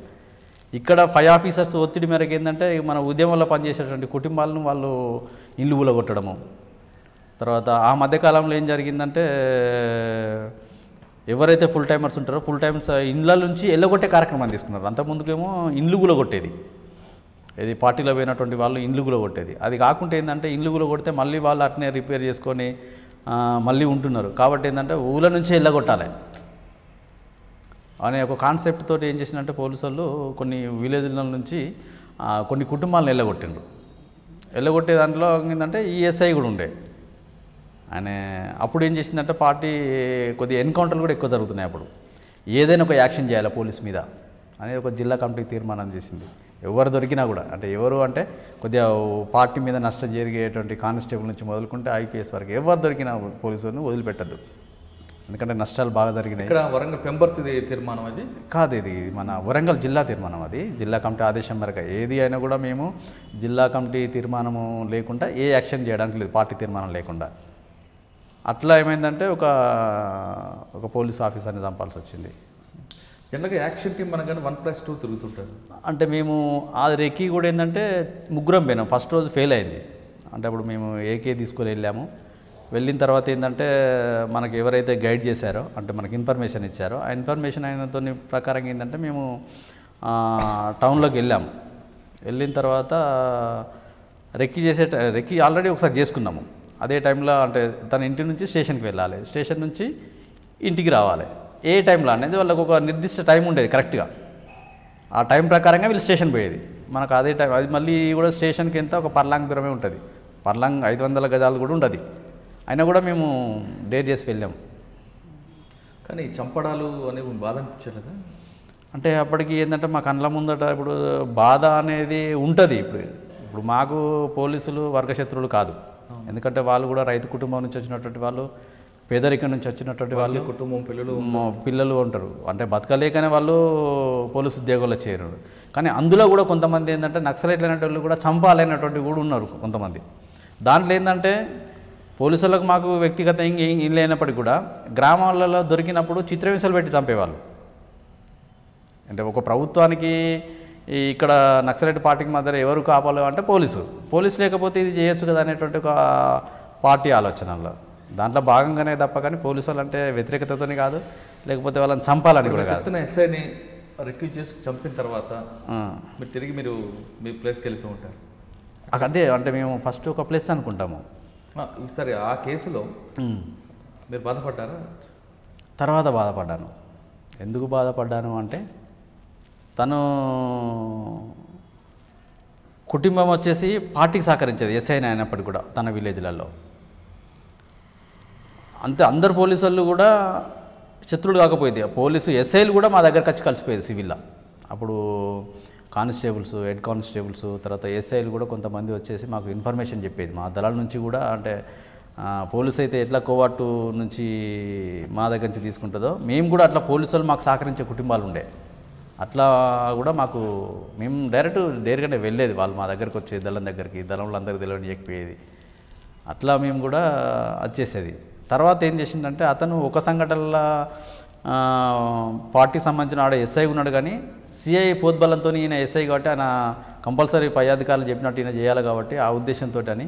తర్వాత మళ్ళీ ఏంటంటే తన కుటుంబం కూడా అక్కడ పార్టీ చనిపోయిన తర్వాత కూడా పార్టీ వాళ్ళ కుటుంబం మళ్ళీ అంటే వాళ్ళ అత్తగారు కానీ వాళ్ళు కానీ అక్కడ పార్టీకి సహకరించింది వేరే జిల్లాలో. అంటే అప్పుడు మనకు అనిపించింది ఇక తప్పు చేశాము అనేది. మీరు యాక్షన్ టీంలో ఉండి ఫెయిల్ అయిపోయిన ఘటనలు ఏమున్నాయి? ఒకటి ఉంది. అది అంటే యాక్చువల్గా మేము ఒక అన్ఎక్స్పెక్టెడ్గా జరిగింది. ఒక సిఐని మేము యాక్చువల్గా అతను చాలామంది మిలిటెంట్లను, తర్వాత సలీం అని ఉండే, సలీం సిఐ ఉండే, మడికొండలో ఉండే. తను అప్పటికి ఉద్యమంలో అంటే అప్పుడు ఏం చేసేదంటే ఉద్యమంలో పార్టీలో పనిచేసే మిలిటెంట్లను కానీ అందరు ఎస్ఐలు సిఐలు కొట్టేవాళ్ళు కాదు. కొంతమంది ఏమో సరే ప్రభుత్వం జీతం తీసుకున్నప్పటికీ ఏది తీసుకున్నప్పుడు కూడా మాకెందుకులే అని వదిలేసేవాళ్ళు. కొట్టకపోయేటోళ్ళు ఏదైనా ఉంటే కేసు బుక్ చేసి. అయితే దీంట్లో పర్టికులర్గా కొంతమంది ఏం చేసేదంటే ఏ ఒక్క మిలిటెంట్ దొరికినా, ఆర్గనైజర్ దొరికినా బాగా కొట్టేది, కొంతమందిని ఏమో చంపేది. దాంతో ఏమైందంటే మేము ఈయనే బాగా సలీం సిఐ అని బాగా మంది చంపిండు ఆయన. కొంతమంది ఎన్కౌంటర్లు చేసిండు. తర్వాత ఏ మిలిటెంట్ దొరికినా కూడా తను ఇంట్రాగేషన్ చేయడం. తర్వాత అప్పుడు మడికొండకు ఒక పేరు కూడా ఉండే. అది దాదాపు ఇండియాలోనే అప్పుడు అంటే నక్సలైట్ పార్టీలల్లో ఏ పోలీస్ స్టేషన్ పోయినా పర్లే కానీ మడికొండ పోలీస్ స్టేషన్ పోవద్దు అనేటువంటిది ఒకటి ఉండే. ఎందుకంటే ఆ స్టేషన్ పోయిందంటే ఇక వాడు మనిషిలాగా బయటికి రాడు. ఇక ఓ దొంగ కావచ్చు, నక్సలైట్. అప్పుడు ప్రధానంగా దొంగతనాల కంటే కూడా మెయిన్ ఏంటంటే నక్సలైట్ పార్టీలను చాలామందిని విపరీతంగా మడికొండ పోలీస్ స్టేషన్లో వేసి కొట్టిండు అన్నట్టు. అట్లా ఏంటంటే తనని చంపాలనుకున్నాం అన్నట్టు. పార్టీ డిసిషన్ అంటే మా డిసిషన్ ఏముండదు. అది ఎక్కడ దొరుకుతాడు అతను. అప్పుడు మాకు స్పెసిఫిక్ ఏంటంటే ఒక టర్న్ అవుతుంది. అప్పుడు వరంగల్ టౌన్ ఉంటుంది, టౌన్ నుంచి మడికొండకు వస్తాడు అతను. మడికొండ నుంచి అప్పుడు సర్కిల్ ఇన్స్పెక్షన్ ఆఫీస్ వచ్చేసి గన్పూర్. అయితే డైలీ అతను గన్పూర్ వెళ్తాడు. అయితే గన్పూర్ వెళ్తాడు కానీ గన్పూర్లో మడికొండ స్టేషన్ నుంచి ఎప్పుడు వస్తాడో కూడా తెలియదు. గన్పూర్కి కంపల్సరీ అప్పుడు వాళ్ళు వెళ్ళేది, డైలీ కంపల్సరీ వెళ్ళేది అన్నట్టు. దాంట్లో భాగంగా ఏంటంటే ఆశన్న మేము రెక్కి చేసుకున్న తర్వాత అసలు ఒక టర్నింగ్ మీద హోటల్ ఉంటుంది అక్కడ. హోటల్ ఉంటే ఆ హోటల్ దగ్గరనే చంపేయాలనుకున్నాం. అప్పుడు మాకేంటంటే మేమిద్దరం రెడీగా ఉన్నాము. ఇంకొక పర్సన్ వచ్చేసి మాతో డేర్ చేసేటువంటి ఒక పర్సన్ ఉన్నాడు. తనను ఏం చేస్తారంటే అక్కడ అందరూ ఐడెంటిఫై చేస్తారు. తను కూడా ఎందుకు ఐడెంటిఫై చేస్తారంటే హైట్ ఉండేది బాగా. ఒక ఎక్స్చేంజ్ ఫైర్లో అంటే సబ్ స్టేషన్ గాలిపెట్టేటప్పుడు తను కూడా గాలిపోయి అంతా ఇక చూడంగానే గుర్తుపట్టే విధంగా ఉన్నాడు అన్నట్టు. డేర్ పర్సన్ ఉండే. అట్లా వెళ్ళి అంటే జేబులోకించి పోయేటప్పుడే యాక్షన్ చేద్దాం అనుకున్నాం. మళ్ళీ అప్పటికి ఏమవుతుందంటే ఇద్దరం అవుతున్నాం కాబట్టి నలుగురు అప్పుడు గన్మెన్స్ ఉంటారు. నువ్వు సిఐని కొట్టేస్తావు, నేను గన్మెన్లో కొట్టేస్తారు, కానీ మరి మిస్ అయితే ఎదురుగా వచ్చేటువంటి వ్యక్తి కూడా ఉండాలి కదా. అప్పుడు అని చెప్పి అది క్యాన్సిల్ చేసి ఒక ల్యాండ్ మ్యాన్ కోసం పెట్టినాం. ల్యాండ్ మ్యాన్స్ కోసం పెట్టిన తర్వాత మెసేజ్ అంటే మాకు సిగ్నల్ ఇచ్చే స్కౌట్ని పెట్టుకున్నాం మేము. అతను ఏం చేశాడంటే అప్పటికప్పుడు మళ్ళీ ఓ మినిస్టర్ ప్రోగ్రామ్ జరుగుతుంది. ఆ సిఐని చంపడం క్యాన్సిల్ చేసి మినిస్టర్ కూర్చున్నాం. అట్లనే ఇక కూర్చున్నాము. తర్వాత మాకు ఆ మినిస్టర్ యాక్చువల్గా చచ్చిపోయేటాడు. ఫస్ట్ అతన్ని మేము చంపద్దు అనుకున్నాం, ఒక దళితుడు కాబట్టి. ఫస్ట్ నా చేతికి దొరికాడు ఒకసారి, నేను ఆర్గనైజేషన్లో ఉన్నప్పుడే చేతికి దొరికిండు. ఆ పార్టీ ఏంటంటే దళితులను చంపద్దు, ప్రజాప్రతినిధి అయినప్పుడు, ఎమ్మెల్యేగా అయినప్పుడు కూడా, ఒక సర్పంచ్ అయినా ఎవరినైనా కూడా దళితులను చంపితే మనం ఎవరి కోసం కొట్లాడుతున్నాం అనేటువంటిది ఒకటి ఉంటుంది అని చెప్పి మా చేతికి దొరికిండు అతను. అయినా వదిలేసిన. ఎందుకంటే ఒక పార్టీ యొక్క నిర్ణయానికి కట్టుబడి ఉండాలని. అదే అయిన తర్వాత ఆయన మినిస్టర్ అయిన తర్వాత అప్పుడు చాలామందిని ఆయన కూడా స్వయంగా కొంతమందిని ఎన్కౌంటర్ చేయించిండు. అప్పుడు పార్టీ ఏంటంటే ఇక దళితుడు అయినా వదిలిపెట్టద్దు, చంపాలైనా అనేది కూడా నిర్ణయం తీసుకున్నది. అప్పుడు ఏంటంటే జస్ట్ మాకు స్కౌట్ ఇన్ఫర్మేషన్ ఇచ్చేటైనా మిస్ చేసిండు, లేకపోతే అతను ఆ రోజు చనిపోయేవాడు. అయితే మళ్ళీ రిటర్న్ కోసం మేము ఏం చేసినామంటే ఒక ఓపెనింగ్ కార్యక్రమాన్ని పోతున్నాడు అతను. ఓపెనింగ్ కార్యక్రమం పోతున్న క్రమంలో తెలిసిపోయింది అక్కడ ఓపెన్ అవుతుంది, మిస్ అయిపోయిండు. కాబట్టి మేము అప్పటికప్పుడు ఒక లెటర్ కూడా రాసుకున్నాము. మేము అంటే టైంలో వితిన్ సెకండ్లో ఆశను నేను ఏం చేసినామంటే ప్లాన్ చేంజ్ చేసుకున్నాం. ఇక చేంజ్ చేసుకొని రిటర్న్ అయితే కంపల్సరీ వస్తున్నాడు పోడు, మనం ఇక్కడనే కూర్చొని కొట్టేద్దామని చెప్పి అనుకున్నాం. ఈలోపు మా స్కౌట్ ఎవరైతే ఇన్ఫర్మేషన్ ఇచ్చాడో మా ఇన్స్ట్రక్షన్స్ కాదని చెప్పి రోడ్డు మీద పోయిండు. రోడ్డు మీద పోయేసరికి ఏంటంటే వచ్చిపోయే హైవే దాని మీద ఏమైందంటే నన్ను గుర్తుపట్టిండు వేరే వాళ్ళు, ఎవరో పోలీసులకు చెప్పిండ్రు. చెప్పేసరికి ఏం చేసిందంటే మేము అప్పటికి అనుకున్నాం ఒక జీప్ వచ్చేసింది, అంబాసిడర్ కార్ వచ్చింది ఒకటి. అంబాసిడర్ కార్ వచ్చేసి మేము కరెక్ట్గా ఏదైతే ప్లేస్ మీద పెట్టామో ల్యాండ్ మ్యాన్స్ ఆ ప్లేస్ మీద కూర్చున్నది. టాయిలెట్ ఇట్లా పోస్తున్నాడు. చెప్పేశాను, అన్న అది ఖచ్చితంగా అది పోలీస్ వెహికల్, అది మనోడు ఎక్స్పోజ్ అయినట్టున్నాడు రోడ్డు మీద, మరి వెనక మనకు ట్రాక్ ఉంది, ఒకవేళ ఇది ఖచ్చితంగా మనం అనుకుంటే మాత్రం మనం వెనక నుంచి చుట్టుముడితే ముందు నుంచి పెడితే మనం పోలేము, మరి ఏం చేద్దామని చెప్పేసి ఒక డిసైడ్కి వచ్చినాం.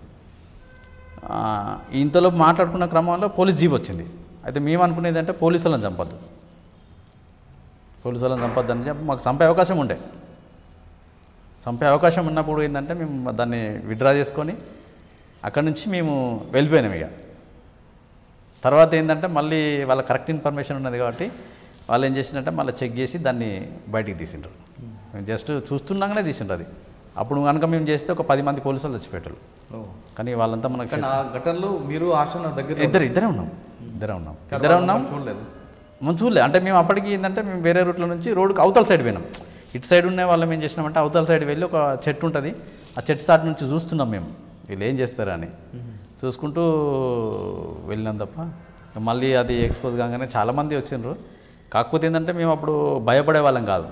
తర్వాత ఇంకొకటి ఏంటంటే పోలీసు వాళ్ళకి ఎట్లుండా అంటే ఆశన్న దళము బక్కన్న దళం ఉన్నదంటే మామూలు పోలీసు వాళ్ళు రాకపోయేది మా దగ్గరికి, భయపడేది. అంటే వీళ్ళు కొద్దిగా మొండోళ్ళు, అంటే మొండితనంగా ఉంటుంది, వీళ్ళు భయపడరు దేనికైనా కూడా అనేది ఒక పోలీసులకు ఒక భయం ఉండే అప్పుడు. ఆశన్న గురించి చెప్పండి సార్. మేము ఇద్దరం పరిచయం, మీ ఇద్దరు ఎప్పుడు చివరిగా కలుసుకున్నారు? మేము చివరిగా అంటే 97లో. అంటే అలిపిరి తర్వాత? అంతకుముందు అలిపిరి నాటికి నేను అరెస్ట్ అయ్యి జైల్లో ఉన్నాను. అంటే అలిపిరికి ప్రాణం మీకు తెలుసా? నాకు తెలియదు, ఎందుకంటే నేను అప్పుడే పార్టీ నుంచి ముందుకు వచ్చేసిన కాబట్టి అంటే అరెస్ట్ అయ్యి జైల్లో ఉన్నాము, ఇక బయటకు వచ్చేసినాం కానీ మాకు తెలియదు అది. ఆశన్న నాకు వచ్చేసి 90 నుంచి మాకు పరిచయము. అప్పుడు మేము ఫుల్ టైం అయితే తిరుగుతున్నాము. తను ఏమో టౌన్లో ఉండే ఫాతిమానగర్లో ఉండే వాళ్ళ ఇల్లు, మాదేమో దాని పక్కనే విలేజ్. అప్పటికి పోలీసులు కూడా ఏంటంటే ప్రతి విలేజ్లో ఇప్పుడు ఏదైతే కార్డన్ చర్చ్ అని చేస్తున్నారో అప్పుడు 4 గ్రామాలు కలిపి చేసేది. ఒక గ్రామం చేస్తే పోలీసు వాళ్ళు మేము దొరుకుతలేము అప్పుడు. ఫుల్ టైం అయినప్పుడు కూడా ఏంటంటే ఈ వాడకు వస్తే ఆ వాడకు పోయేది, లేదా బావుల దగ్గర పడుకునేది. ఇట్లా చేసేసరికి ఏం చేసిందంటే ఒక 4-5 గ్రామాలు కలిపి మొత్తం కొన్ని 100 మంది చేసి రోడ్లు తర్వాత అన్నీ బ్లాక్ చేసేది అన్నట్టు. ఆ టైంలో ఏం చేసినామంటే ఈయన సిటీలో ఉండలేని పరిస్థితి ఉండేసరికి మేము నన్ను మీరు టౌన్లో తిరగండి అని చెప్పేసి. అప్పటికి ఏంటంటే 90 ఎండింగ్ గద్దర్ మీటింగ్ జరిగింది అప్పుడు వరంగల్లో. ఆ మీటింగ్ అప్పుడు కూడా మేము క్యాంపెయిన్కి వెళ్ళాము. మమ్మల్ని క్యాంపెయిన్ బ్యాచ్ చేశారు. ఆ క్యాంపెయిన్ బ్యాచ్లలో తిరిగాం మేము. తిరిగిన తర్వాత ఏమైందంటే మళ్ళీ తిరిగిన తర్వాత ఇంటికాడ ఉండలేని పరిస్థితి. అప్పుడు మరి ఎక్కడ ఉండాలి అని చెప్పేసి అనుకున్నప్పుడు నేను దండకారణ్యం పోతాను చెప్పిన. అంటే నువ్వు చిన్నగా ఉన్నావు, నువ్వు అక్కడ ఉండలేవు. లేదు నేను ఖచ్చితంగా నేను ఉండగలుగుతా, నేను చిన్నగా ఉన్నంత మాత్రం నాకు ధైర్యం లేదా నేను కిట్టు మోయేనా, తుపాకీ మోయలేనా అంటే చాలా యాక్చువల్గా నేను చూడడానికి చాలా చిన్నపిల్లలు. అప్పుడు నాకు 10th క్లాస్ ఎగ్జామ్ రాసిన, అసలు పాస్ అయినా ఫెయిల్ అయినా కూడా తెలియదు నాకు. వెళ్ళిపోయినా డైరెక్ట్. అంటే అప్పటికే ఉద్యమానికి సంబంధాలు ఉన్నాయి కాబట్టి ఎగ్జామ్ రాసి వెళ్ళిపోయినా, చూసుకోలే కూడా. దాంతో అప్పుడు 90 నుంచి మేము ఇక టౌన్లోనే ఆర్గనైజేషన్ చేసినాం అన్నట్టు. చివరిసారిగా ఆశను 90లో చూశారు? 97 అంటే అక్కడ నుంచి ఆయన దండకారం పెట్టినారా? ఇక అక్కడ నుంచి తనని ఏం చేసిందంటే అప్పుడు ఉద్యమంలో ఏం చేసిందంటే మేము వరంగల్ జిల్లాలో ఒక 3 యాక్టివ్గా ఉండేది. అప్పుడు స్టేట్ కమిటీ సెంట్రల్ కమిటీ ఒక తీర్మానం చేసిందని జిల్లా కమిటీ వాళ్ళు చెప్పారు, మాకు తెలియదు. అప్పుడు ఏం చేసిందంటే ఈ వరంగల్ జిల్లాలో ఏంటంటే మేము 3 ఒక యాక్టివ్ ఉండేది. ఆశన్న ఒకటి, నేను ఒకటి, తర్వాత యాదన్న అని. ఈ 3 ఏంటంటే ఒకరిని స్టేట్ కమిటీలో ఉంచాలి, అంటే జిల్లా కమిటీలో ఇక్కడనే కొనసాగించాలి, ఒకరిని స్టేట్ యాక్షన్ కమిటీలోకి పంపించాలి, ఒకరిని ఇతర రాష్ట్రాలకు పంపించాలి. ఈ తీర్మానం చేసుకొచ్చిండ్రు అన్నట్టు. అంటే పైనుంచి ఆర్డర్ వచ్చింది. పైనుంచి ఆర్డర్ వచ్చిన తర్వాత మేమేం చేసినట్టు వాళ్ళు మా అభిప్రాయం తీసుకున్నారు. అప్పటికి యాదన్న జిల్లా కమిటీ సభ్యుడే కానీ ఇంకా జిల్లా కార్యదర్శి కాలేదు. తను ఏం చేసిందంటే మిలిటరీ ట్రైనింగ్ అప్పుడు అంతకు ముందుకు దళాలు ఉండేది కానీ పోలీసులు వచ్చి దాడి చేయగానే తుపాకులు పడేసిపోవడం ఇట్లాంటివి జరుగుతున్నాయి. కాబట్టి ఖచ్చితంగా ప్రతి జిల్లాకు మిలిటరీ అనేది అవసరము. దానికి కొంతమంది సెలెక్ట్ చేసి ఒక క్యాంప్ ఏర్పాటు చేసినప్పుడు దాంట్లో యాదన్న వెళ్ళిండు అన్నట్టు. కాబట్టి యాదన్న మళ్ళీ ఇక్కడ ట్రైనింగ్ చేయాలంటే మా ఇద్దరిలో ఎవరికి అది లేదు. అంటే మేము ట్రైనింగ్ వెళ్ళలేదు కాబట్టి మామూలుగా మాకున్న ఓరియంటేషన్ తోటే మాకున్న తెలివితోటే మేము చేసేది, మాకున్న నాలెడ్జ్ తోటే, కానీ మిలిటరీ శిక్షణ లేకుండే. కాబట్టి ఏంటంటే తను ఇక్కడ జిల్లాలనే ఉండాలి. మీ ఇద్దరు ఇట్లా ఒకరు స్టేట్ యాక్షన్ కమిటీలోకి పోవాలి, ఒకరేమో దండకారణ్యంలో సెకండ్ ప్లాటూన్ ఏర్పడుతుంది. అప్పుడు ప్లాటూన్స్ ఒకటి ఏర్పడ్డది, రెండో ప్లాటూన్ ఏర్పడుతుంది. ఆ ప్లాటూన్కు డీసీఎంగా ప్లస్ అక్కడ ప్లాటూన్ నిర్మాణం చేయడానికి వెళ్ళాలంటే మరి తను అప్పటికి మేము మ్యారేజ్ అయింది. మ్యారేజ్ అయిన తర్వాత మరి తను అక్కడ దండకారణ్యంలో తిరగలేదు కదా అంటే వేరే మేము అక్కడ దగ్గరలో ఉన్న సిటీలో ఆర్గనైజర్గా పెడతాము, మీరు అప్పుడప్పుడు కలుసుకోవచ్చా అంటే అప్పటికి సరే అని చెప్పేసి నేను దండకారణ్యం వెళ్ళాల్సి వచ్చింది. ఆశనను స్టేట్ యాక్షన్ కమిటీలో తీసుకున్నారు అప్పుడు. అలా జరిగింది అన్నట్టు. సార్ మీరు టోటల్ ఉద్యమంలో ఉన్నప్పుడు పెద్ద ఎన్కౌంటర్ చెప్పి తప్పించుకున్నారు. పెద్ద ఎన్కౌంటర్ అంటే దాదాపు నేను 8-9 ఎన్కౌంటర్లకి వెళ్ళి బయటపడ్డా. ఒక దగ్గర మీరు ఉన్నప్పుడు 4 చనిపోవడం, మీరు ఎస్కేప్ అయినట్టుంది కదా. అది వచ్చేసి ఏంటంటే పాలకుర్తి దగ్గర దానికంటే ముందు ఏంటంటే 90లో నేను ఫస్ట్ టౌన్ సీఈఓగా చేసిన తర్వాత నర్సంపేట దళంలో వెళ్ళాను. నర్సంపేట దళంకి అప్పటికి వచ్చేసరికి ఏంటంటే కాంగ్రెస్ వాళ్ళు ఓంకార్ అని ఉండే. వాళ్ళు ఏం చేసేవాళ్ళంటే నక్సలైట్ అంటే నర్సంపేటలో ఎవరిని తిరగనిచ్చేవాళ్ళు కాదు. దాంట్లో సోమన్ అని చెట్టిరాజు పాప అయినా చిట్యాల ఏరియా టేక్మర్లా ఉండే. అప్పటికి తను సీఓ ఉండే నర్సంపేటకు, తర్వాత జిల్లా కమిటీ సభ్యుడేండు. ఆ దళంలోకి ఎవ్వరు పోవాలన్నా కూడా భయపడేటోళ్ళు. ఒక ముగ్గురే ఉండే, గోపన్న అని ఒకతను ఉండే, తర్వాత రమేష్ అన్న అని ఒకతను ఉండే, సోమన్న ఇంకొకనే ఎర్రమల్లి. ఇక తర్వాత అందరూ మిగతా దళాలల్లో పోవడానికి సిద్ధపడ్డారు కానీ ఆ దళంలోకి ఎవరన్నా పోవాలంటే భయపడేవాళ్ళు. దాంతో ఏం చేసిందంటే నేను పోతాను పెట్టుకున్నా, నువ్వు చిన్నపిల్ల కానీ అప్పుడు నువ్వు తిరగలేవు ఉండలేవు, నువ్వు ఇక్కడనే ఉండు అని చెప్పేసి అంటే లేదు నేను ఇక్కడ టౌన్లో తిరగలేను ఎక్కువ కాలము. అప్పటికి తిరుగుతున్న క్రమంలో మా ఇల్లు కూడా కొట్టిండు, ఒకసారి ఇల్లు కూడా కొట్టిండు, ఇల్లంతా ధ్వంసం చేసిండ్రు. దాంతో ఏం చేసినామంటే ఒక 1 year నర్సంపేట దళంలో చేశా. నర్సంపేట దళంలో చేసిన తర్వాత ఏం చేసిందంటే ఆ తర్వాత ఏం చేసిందంటే నన్ను మళ్ళీ గన్పూర్ దళం చేసిండు. ఇప్పుడు పాలకుర్తి దళం అని తర్వాత పేరు మార్చిండ్రు, అప్పుడు గన్పూర్ దళం అని చేసిండు. గన్పూర్ దళంలో చేసిన తర్వాత ఆ సంవత్సరం ఇక్కడికి వచ్చాను నేను 93లో వచ్చిన తర్వాత ఒక దళ సభ్యుడు, అప్పుడు దళ సభ్యుడు ఉండే యాదన్న, తర్వాత జిల్లా సెక్రటరీ అంటూ తన మ్యారేజ్ పెట్టుకున్నాడు. అంటే పార్టీలో ఉన్న అతను ఒక అమ్మాయిని పెళ్ళి చేసుకోవడానికి నిర్ణయించుకున్నారు. అయితే ఆ పెళ్లి కోసం మేము పోలే, 3 దళాలు కలుసుకోవాలి టైం అప్పుడు. అది జిల్లా కమిటీ సమావేశానికి పోవాలి యాక్చువల్గా మేము. ఇక్కడికి నర్సంపేటకు పోవాలి, దళం టూ ఎన్ని రోజులైనా నడుచుకుంటూ వెళ్ళాల్సిందే. ఆ జిల్లా కమిటీ సమావేశం కోసమని మేము మీదికొండ గుట్టలు ఉంటాయి, చాలా పెద్ద ఎన్కౌంటర్ అది. ఒక ఉద్యమానికి వరంగల్ జిల్లాలో చాలా లాస్ అయిందంటే అదే మెయిన్. 90 తర్వాత పెద్ద ఎత్తున నష్టపోయి ఒక సగం మంది క్యాడరే మొత్తం లొంగిపోయినారు. ఆ టైంలో ఏంటంటే మేము జిల్లా కమిటీ సమావేశానికి పోవాలి యాక్చువల్గా, 3 దళాలు కలిసి. మళ్ళీ మాకు లెటర్ వచ్చేసింది, మా కమాండర్ వచ్చి నాగన్న ఉండే అప్పుడు, అన్నసార్ దళం వచ్చేసి ఏసోబు ఉండే. అయితే మేము జిల్లా కమిటీ సమావేశం పోయేటోళ్ళము, ఆగిపోయినాం మధ్యలో. ఆగిపోయిన తర్వాత ఎట్లాగూ కలిసినాం కదా, తోటి దళ సభ్యుంది పెళ్ళి ఉంది కాబట్టి పెళ్ళి చూసుకొని వెళ్దామని చెప్పేసి 3 దళాలు అక్కడ ఆగినాం మీదికొండ గుట్టాలలో. అది వరంగల్ జిల్లాలో పార్టీకి తర్వాత అంటే చిన్న చిన్న ఎన్కౌంటర్లు జరిగినాయి కానీ అంత పెద్ద నష్టం జరిగింది అదే ఫస్ట్ స్టార్టింగ్లో.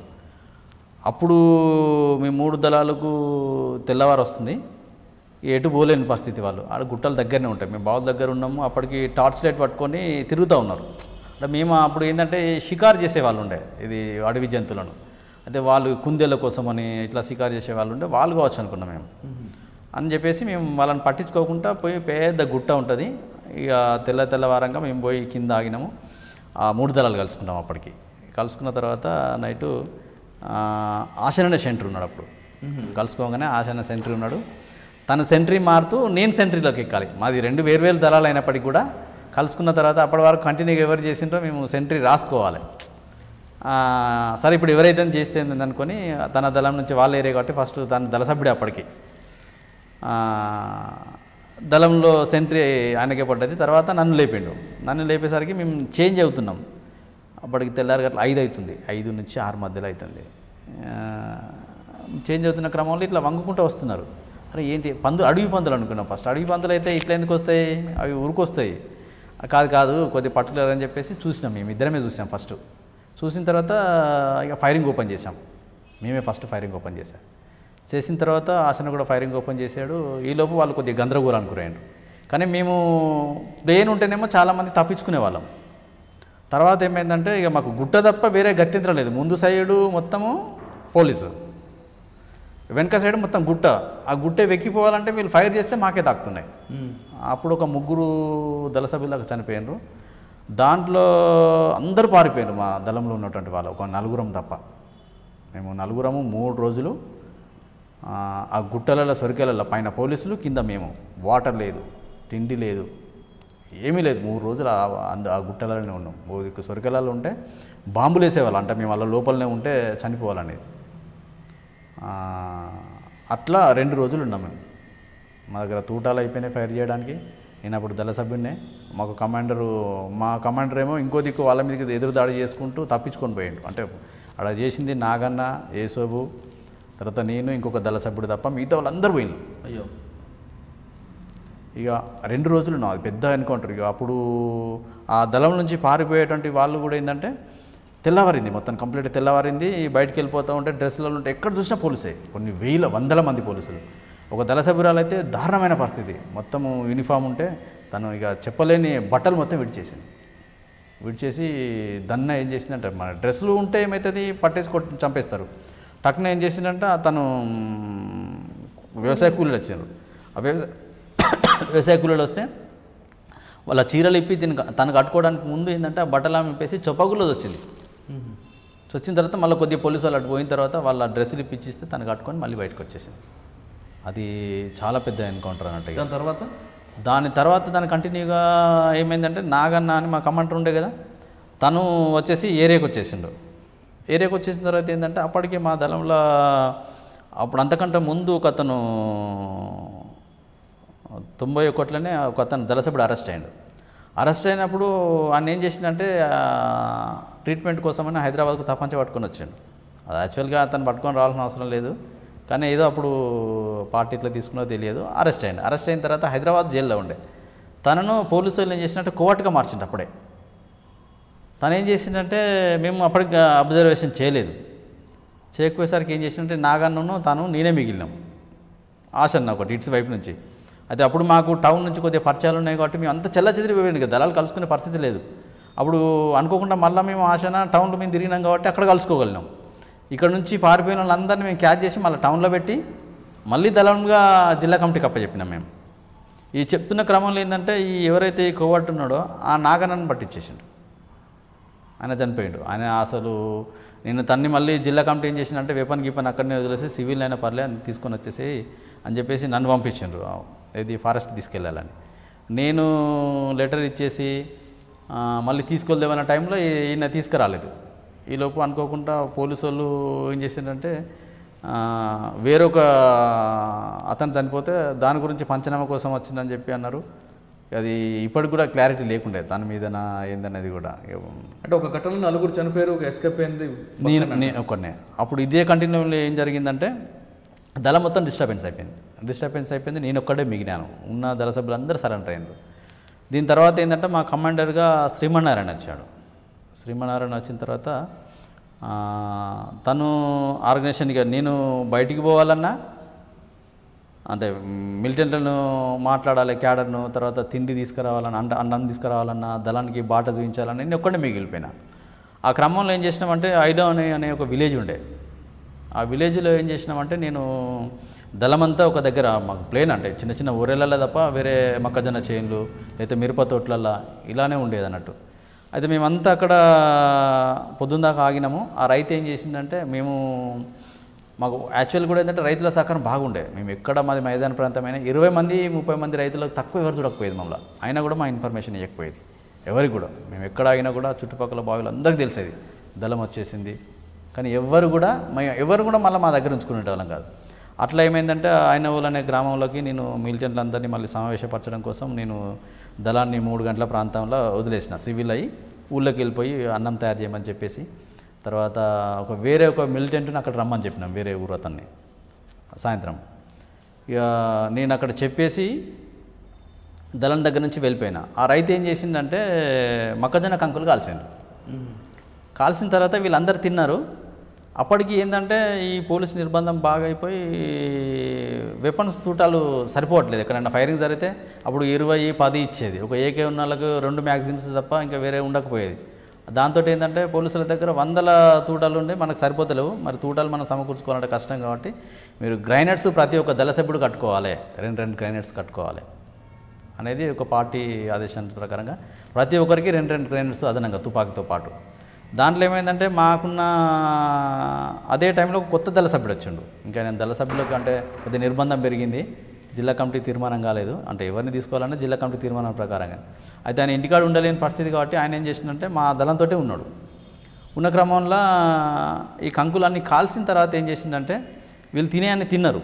తిన్న తర్వాత ఆయన తుపాకీ, కిట్టు, చేతిలో సంచి, ఈ గ్రైనేడ్స్ ఉండేసరికి ఏం చేసిందంటే అది కింద పడిపోయింది.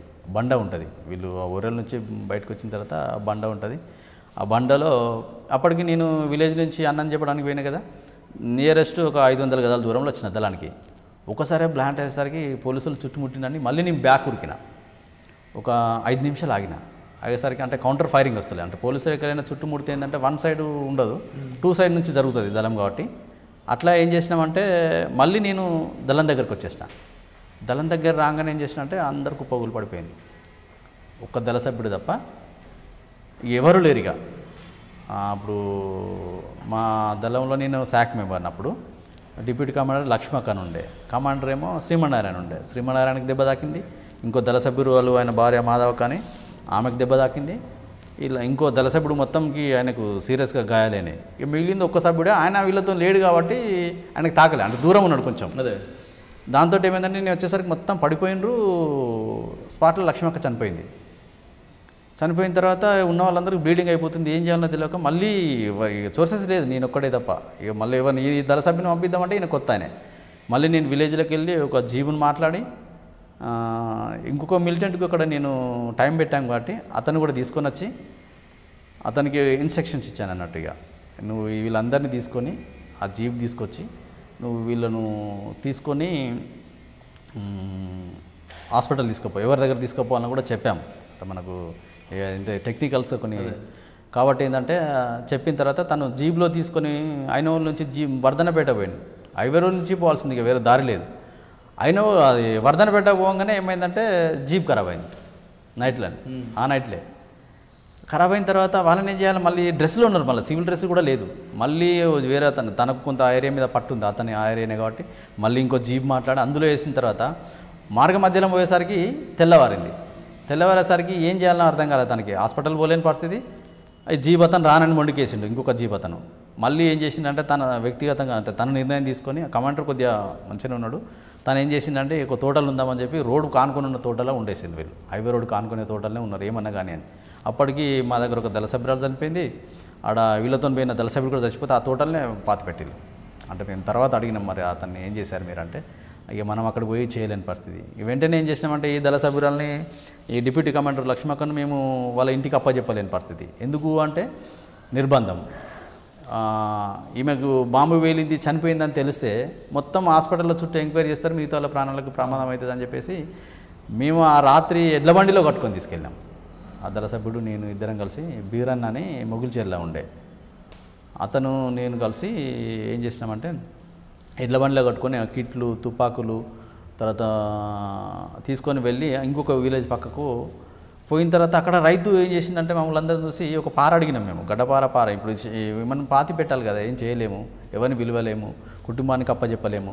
తన భర్త అప్పటికి డీసీఎం కడారి రాములు అని, కానీ తనకు కూడా చెప్పలేని పరిస్థితి, కమ్యూనికేషన్ లేదు. ఏదైనా కానీ మనం అని చెప్పేసి ఓన్గా కొద్దిగా నిర్ణయం తీసుకొని ఒక వాగులో పాతి పెట్టే క్రమంలో రైతు మాకు ఇబ్బంది పెట్టిండు. మళ్ళీ నువ్వు అసలు ఎవరిని చంపిండు, ఎవరిని బాధ పెడతాను మీరు?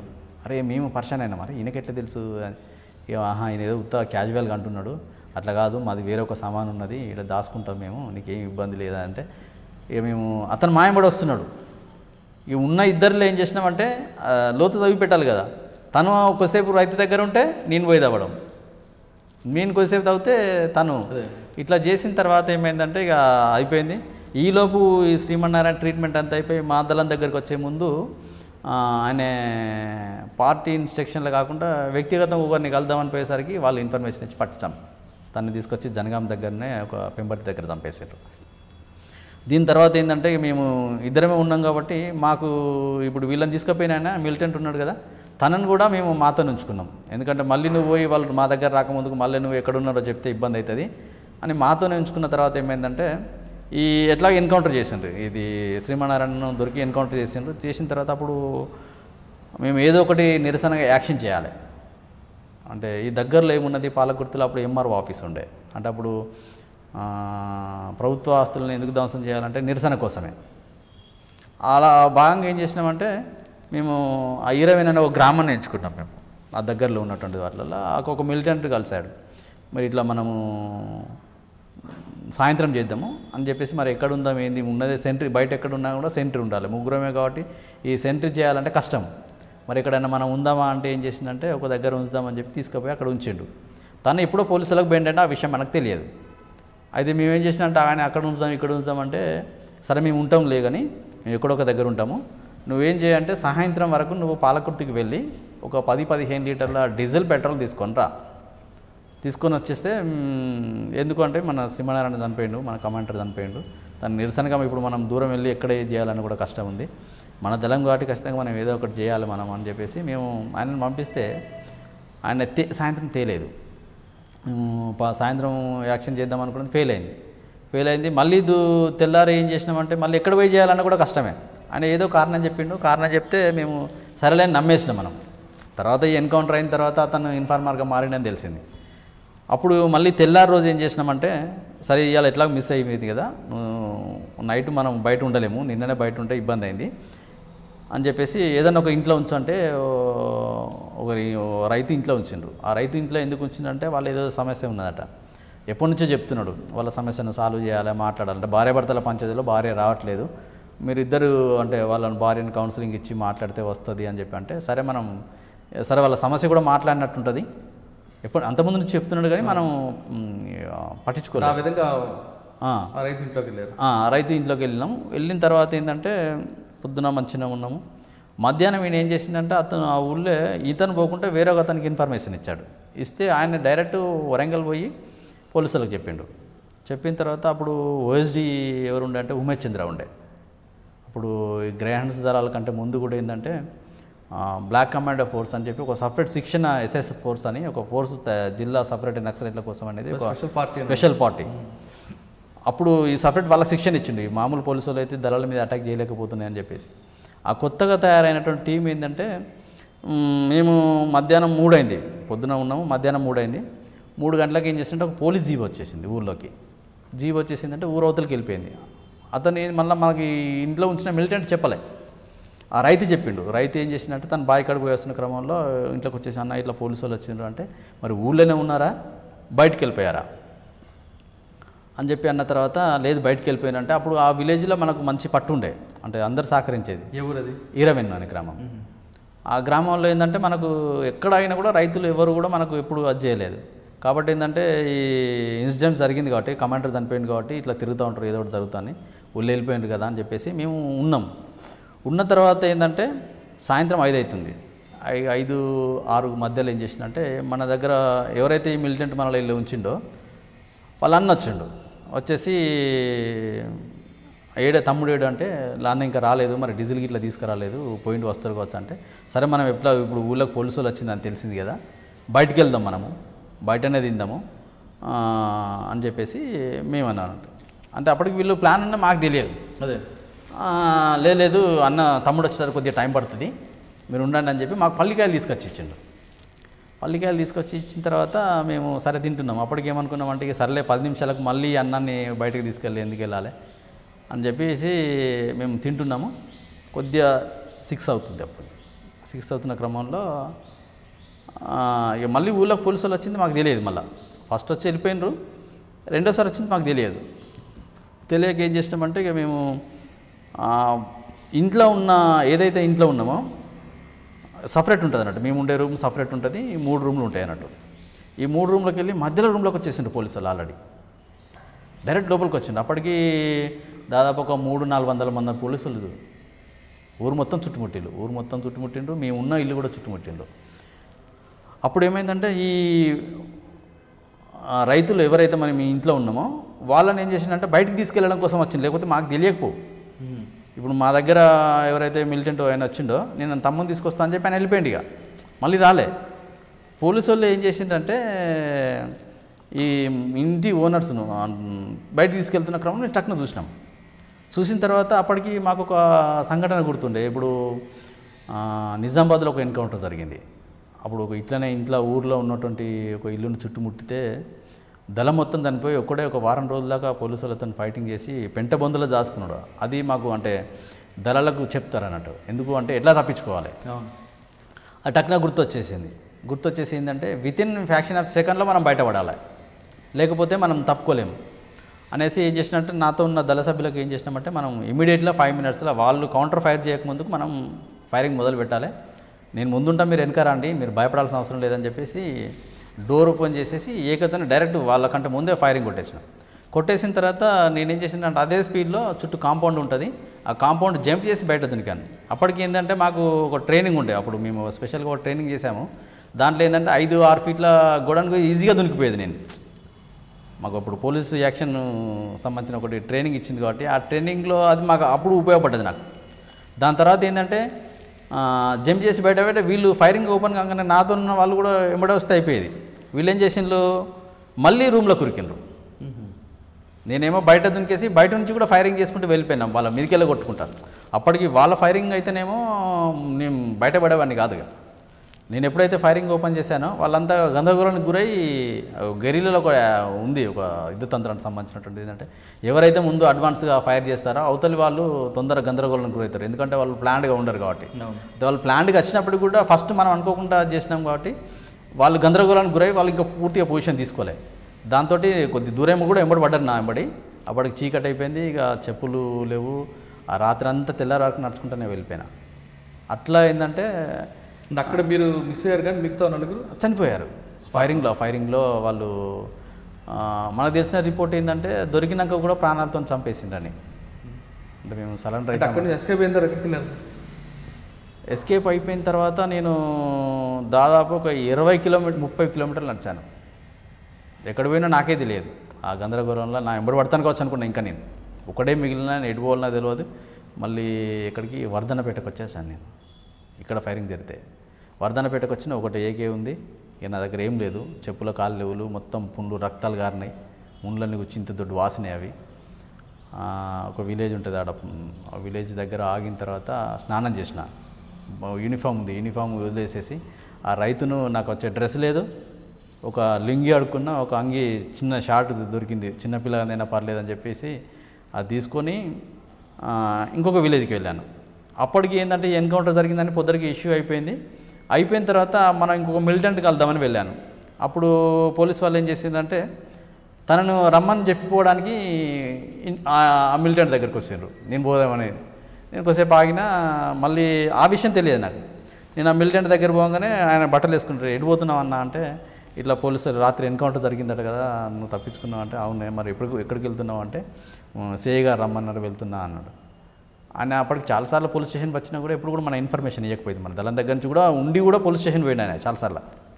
ఆయన మనతో అంతకుముందుకు తిండి పెట్టి దాంతో ఏం చేసిందంటే నమ్మకం ఉండే, కానీ ఎందుకో ఒక మాట అని చెప్పేసి సర్లే ఇప్పుడు నాకైతే ఇప్పుడు కాళ్ళన్నీ వాసినాయి, రక్తాలు వెళ్తున్నాయి, నాకు ఏం లేదు కానీ నువ్వు ఫస్ట్ 2 ట్యాబ్లెట్స్ తీసుకొచ్చి ఇచ్చేసాయి అని చెప్పేసి పెయిన్ కిల్లర్స్ ఉన్న ఒక జ్వరం దానికి సంబంధించినటువంటిది తెప్పించుకొని ట్యాబ్లెట్ వేసుకొని నువ్వు పోయిరాపు, నువ్వు వచ్చేదాకా నేనే ఉంటా అని చెప్పిన. ఇక మళ్ళీ వేరే దిక్కుపోతా అని చెప్పలే ఆయనకి. ఇక అక్కడ నుండి మళ్ళీ నేను వరంగల్ టౌన్కి వచ్చిన.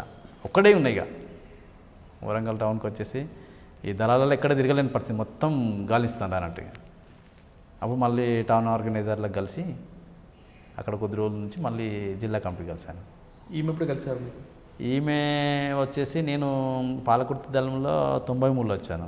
కాదు, ఎన్కౌంటర్ తర్వాత నేను అప్పటికి పార్టీలో రాలే. తను అప్పటికి ఇంటి దగ్గరే ఉంది. ఇంటి దగ్గరనే ఉంది. ఇంటి దగ్గర నుంచి చదువుకుంటుంది తను కూడా. మామూలుగా అందరి ఇళ్ళలోకి పోయేది కాబట్టి. ఇది పెళ్లి కాకముందుకే. పెళ్ళి అయిన తర్వాత మీరు యాక్షన్ టీం అంతా చేశారు, ఇద్దరు కలిపి ఉన్నారు కొంతకాలం. అంటే తను లేదు యాక్షన్ టీంలలో, నేను ఉండేవాడిని. ఎందుకంటే కానీ మీ ఇద్దరు ఎప్పుడు అరెస్ట్ అయ్యారు? 2000 సంవత్సరంలో ఫిబ్రవరిలో అరెస్ట్ అయ్యాం. ఎలాగ అరెస్ట్ అయ్యారు? అంటే చాలా వ్యూహాలు ఉన్నాయి, మీరు ఆసనతో తిరిగారు. అంటే అప్పటికి ఏంటంటే నేను ఈ ఎన్కౌంటరు తర్వాత మిలిటరీ ట్రైనింగ్ ఇదంతా అయిపోయిన తర్వాత దండకారణ్యం పంపించారు. ఇది సెంట్రల్ కమిటీ తీర్మానంలో కొన్ని పంపించాలన్న భాగంగా అటు పంపిస్తే అక్కడికి వెళ్ళాము. యాక్చువల్లీ ఏంటంటే నాకు ఆర్గనైజేషన్ కంటే ఎక్కువ కూడా ఏంటంటే మిలిటరీ యాక్షన్స్ మీదనే నాకు ఎక్కువ ఆసక్తి ఉండే. దాంతో ఏంటంటే నన్ను ఇక్కడ రాష్ట్ర కమిటీ జిల్లా కమిటీ వాళ్ళు చెప్పింది ఏంటంటే నువ్వు మిలిటరీ ప్లాట్ కమాండర్గా ప్లస్ డీసీఎంగా పోవాలి. దండకరంలో అప్పుడు ఒకటే ప్లాట్ ఉండే, ఆయన రవి అని కూడా ఉండే అతను. ఇక్కడ నుంచి మా ఏరియా డీకేలో మేము సౌత్ బస్తార్లో ఉన్నాం అప్పుడు. అది అప్పుడు సౌత్ బస్తార్లో ఎంతకాలం ఉన్నారు? ఒక 8 months ఉన్నాము, 8-9 months ఉన్నాము. అది అక్కడ పోయిన తర్వాత ఏంటంటే ఇక్కడి ప్లెయిన్ వాతావరణానికి తర్వాత అక్కడ పోయిన తర్వాత వాతావరణం కొద్దిగా డిఫరెంట్ అయింది. అక్కడ పోయిన తర్వాత ఈ అక్కడున్న స్టేట్ కమిటీ వాళ్ళు, కేంద్ర కమిటీ వాళ్ళు, గణపతి వాళ్ళు కూడా వచ్చారు. తర్వాత సమావేశం జరుగుతున్న క్రమంలో ఏం చేసిందంటే ఈ తీర్మానాన్ని వాళ్ళు అక్కడ ఇంప్లిమెంటేషన్ చేయాలి. ఏం చేసిందంటే వాళ్ళు మీరు ఇక్కడ ఆర్గనైజేషన్లో ఉండాలన్నాడు. ఆర్గనైజేషన్లో ఉండాలంటే నాకు భాష రాదు, నేను ఎలా డీల్ చేయగలను వాళ్ళను? మీరంటేనేమో ఆల్రెడీ దండకరణలో అక్కడున్న ప్రజలతో మమేకం అయిపోయి వాళ్ళ గోండి భాష నేర్చుకొని ఇదంతా ఉన్నారు, మీరు ఆర్గనైజేషన్ చేయగలుగుతారు. నేను ఇప్పటికిప్పటికి వచ్చి నేను లేదంటే మరి స్థాయినే తగ్గించండి. నాతో ఉన్నటువంటి వాళ్ళకు కూడా తెలుగు రాదు చక్కగా. మరి నేను వాళ్ళకు రాజకీయాలు ఏం చెప్పగలుగుతా? అసలు రాజకీయాలు చెప్పలేను, ప్రజల సమస్యలు ఏంటో తెలుసుకోలేను. కాబట్టి నేను ఆర్గనైజేషన్లో అయితే ఉండలేను.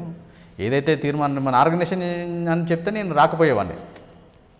పార్టీ ఏ డిసిషన్ తీసుకున్న తర్వాత విషయం అది అని చెప్పేసి నేను వాళ్ళతో డిస్కషన్ చేస్తే లేదు ఖచ్చితంగా నువ్వు ఆర్గనైజేషన్లో ఉండాలి, ఏం కాదు నేర్చుకోగలుగుతావు, 6 నెలల్లో నీకు ఇంకో డీసీఎంని అప్ప చెప్తాము, నువ్వు ఒక్కనివే నీది మీద బాధ్యత ఉండదు అంటే ఇక నాకు నేను ఏం డిసైడ్ అయినా అంటే నేను ఉండలేను ఇక్కడ, నేను న్యాయం చేయలేను, ఎందుకంటే ఆ స్థాయిని తగ్గించండి దళ సభ్యునిగా. మరి అంటే లేదు. అక్కడ పోయిన తర్వాత ఏమైందంటే వెంటనే మలేరియా వచ్చేసింది. మలేరియా వచ్చేసి కొద్దిగా అదేసరికి నేను ఉండా మళ్ళీ నేను తెలంగాణలోకి పోతే అవసరం కూడా దళ సభ్యునిగా పనిచేస్తా కానీ నేను ఇక్కడ ఉండలేను.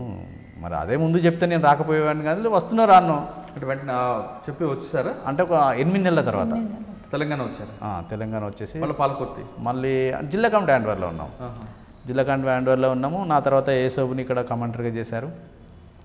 తర్వాత వెంటనే మళ్ళీ జిల్లా కమిటీ సమావేశం జరగక ముందుకు మనల్ని ఎక్కడ డిక్లేర్ చేయలేరు. సర్లే నువ్వు మళ్ళీ నీకు పాత పరిచయాలుగా జిల్లా కమిటీ సమావేశం జరిగేదాకా నువ్వు ఈ దళంతోనే ఉండని చెప్పేసి మళ్ళీ అలా ఉంచారు అన్నట్టు. ఆ క్రమంలో ఏంటంటే హెల్త్ బాగాలేకపోయేసరికి నేను హాస్పిటల్, తను దళంతో ఉంది, నేను హాస్పిటల్లోకి వచ్చాను. హాస్పిటల్కి వచ్చేసి ట్రీట్మెంట్ చేసుకుంటున్నాను ఇక్కడ హైదరాబాద్లో. ఇక వరంగల్ అంటే అప్పటికి నేను ఎక్స్పోజ్ అయిపోయాను బాగా. అంటే నా పేరు తెలుసు కానీ ఎలా ఉంటానో తెలియదు ఎవరికి, ఎందుకంటే నా ఆనవాళ్ళు కూడా ఏది కూడా లేకుండే. దాంతో ఏమైందంటే హైదరాబాద్లో వచ్చేసాను. పార్టీకి తెలిసిన దగ్గరనే ట్రీట్మెంట్ చేసుకుంటూ అక్కడ ఉన్నా. ఇక ఆ క్రమంలో ఏం జరిగిందంటే తను దళంలో ఉంది, నేనేమో ఇక్కడ ఉన్నా. తను కూడా నా దగ్గరకు వచ్చేసింది మళ్ళీ ఇది హెల్త్ బాగాలేకపోతే. ఇదే క్రమంలో ఒక డీసీఎం కూడా వచ్చేసిండు కడారాంలోని, మా డీసీఎం ఉండే. తను కూడా ఆరోగ్యం బాగాలేదని చెప్పేసి తను కూడా వచ్చేసిన తర్వాత, ఎందుకంటే మేము ఎక్కడ ఉన్నామో ఆయనకు తెలుసు, పై స్థాయి వాళ్ళకి తెలుస్తుంది, కింది వాళ్ళకి చెప్పాం కానీ పై స్థాయి వాళ్ళకి తెలుసు.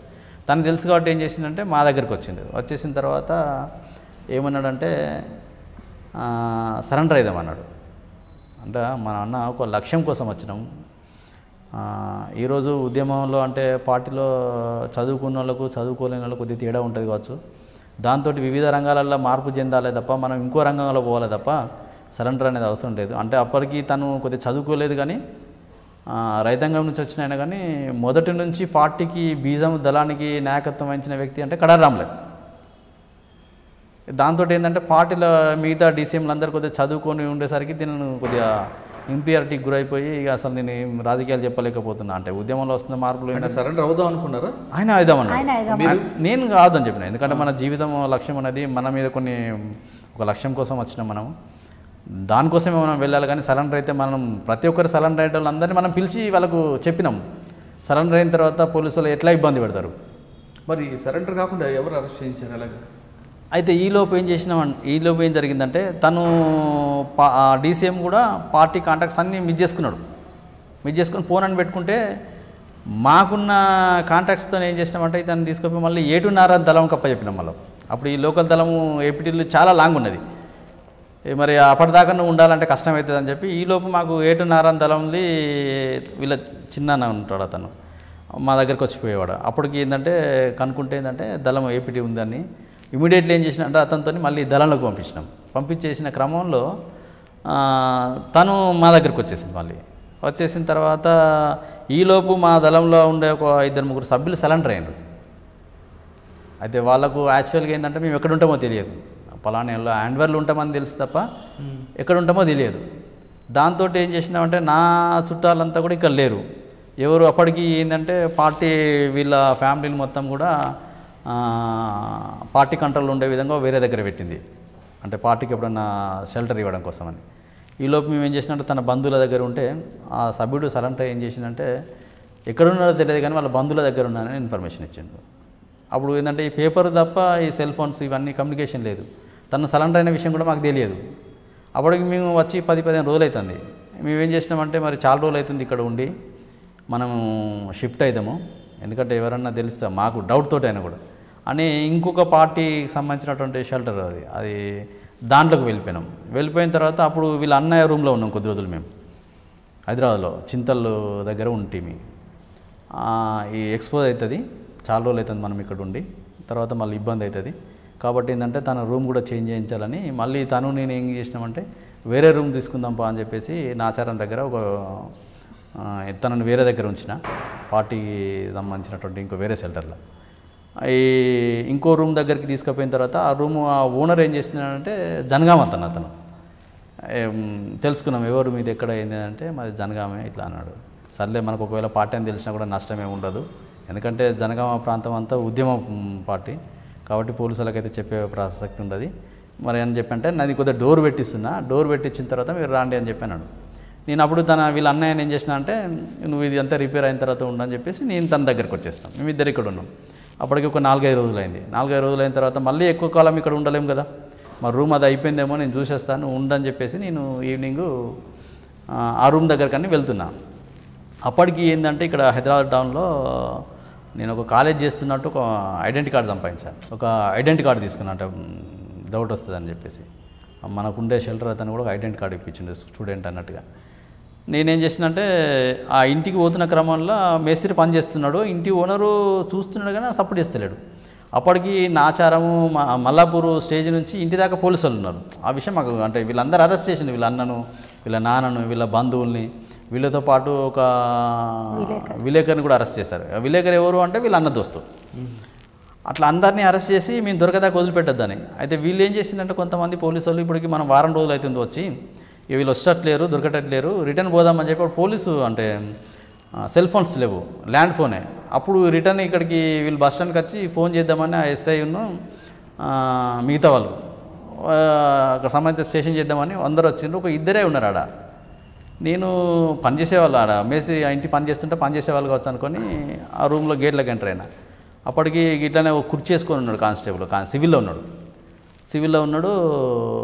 ఎవరు కావాలన్నాడు.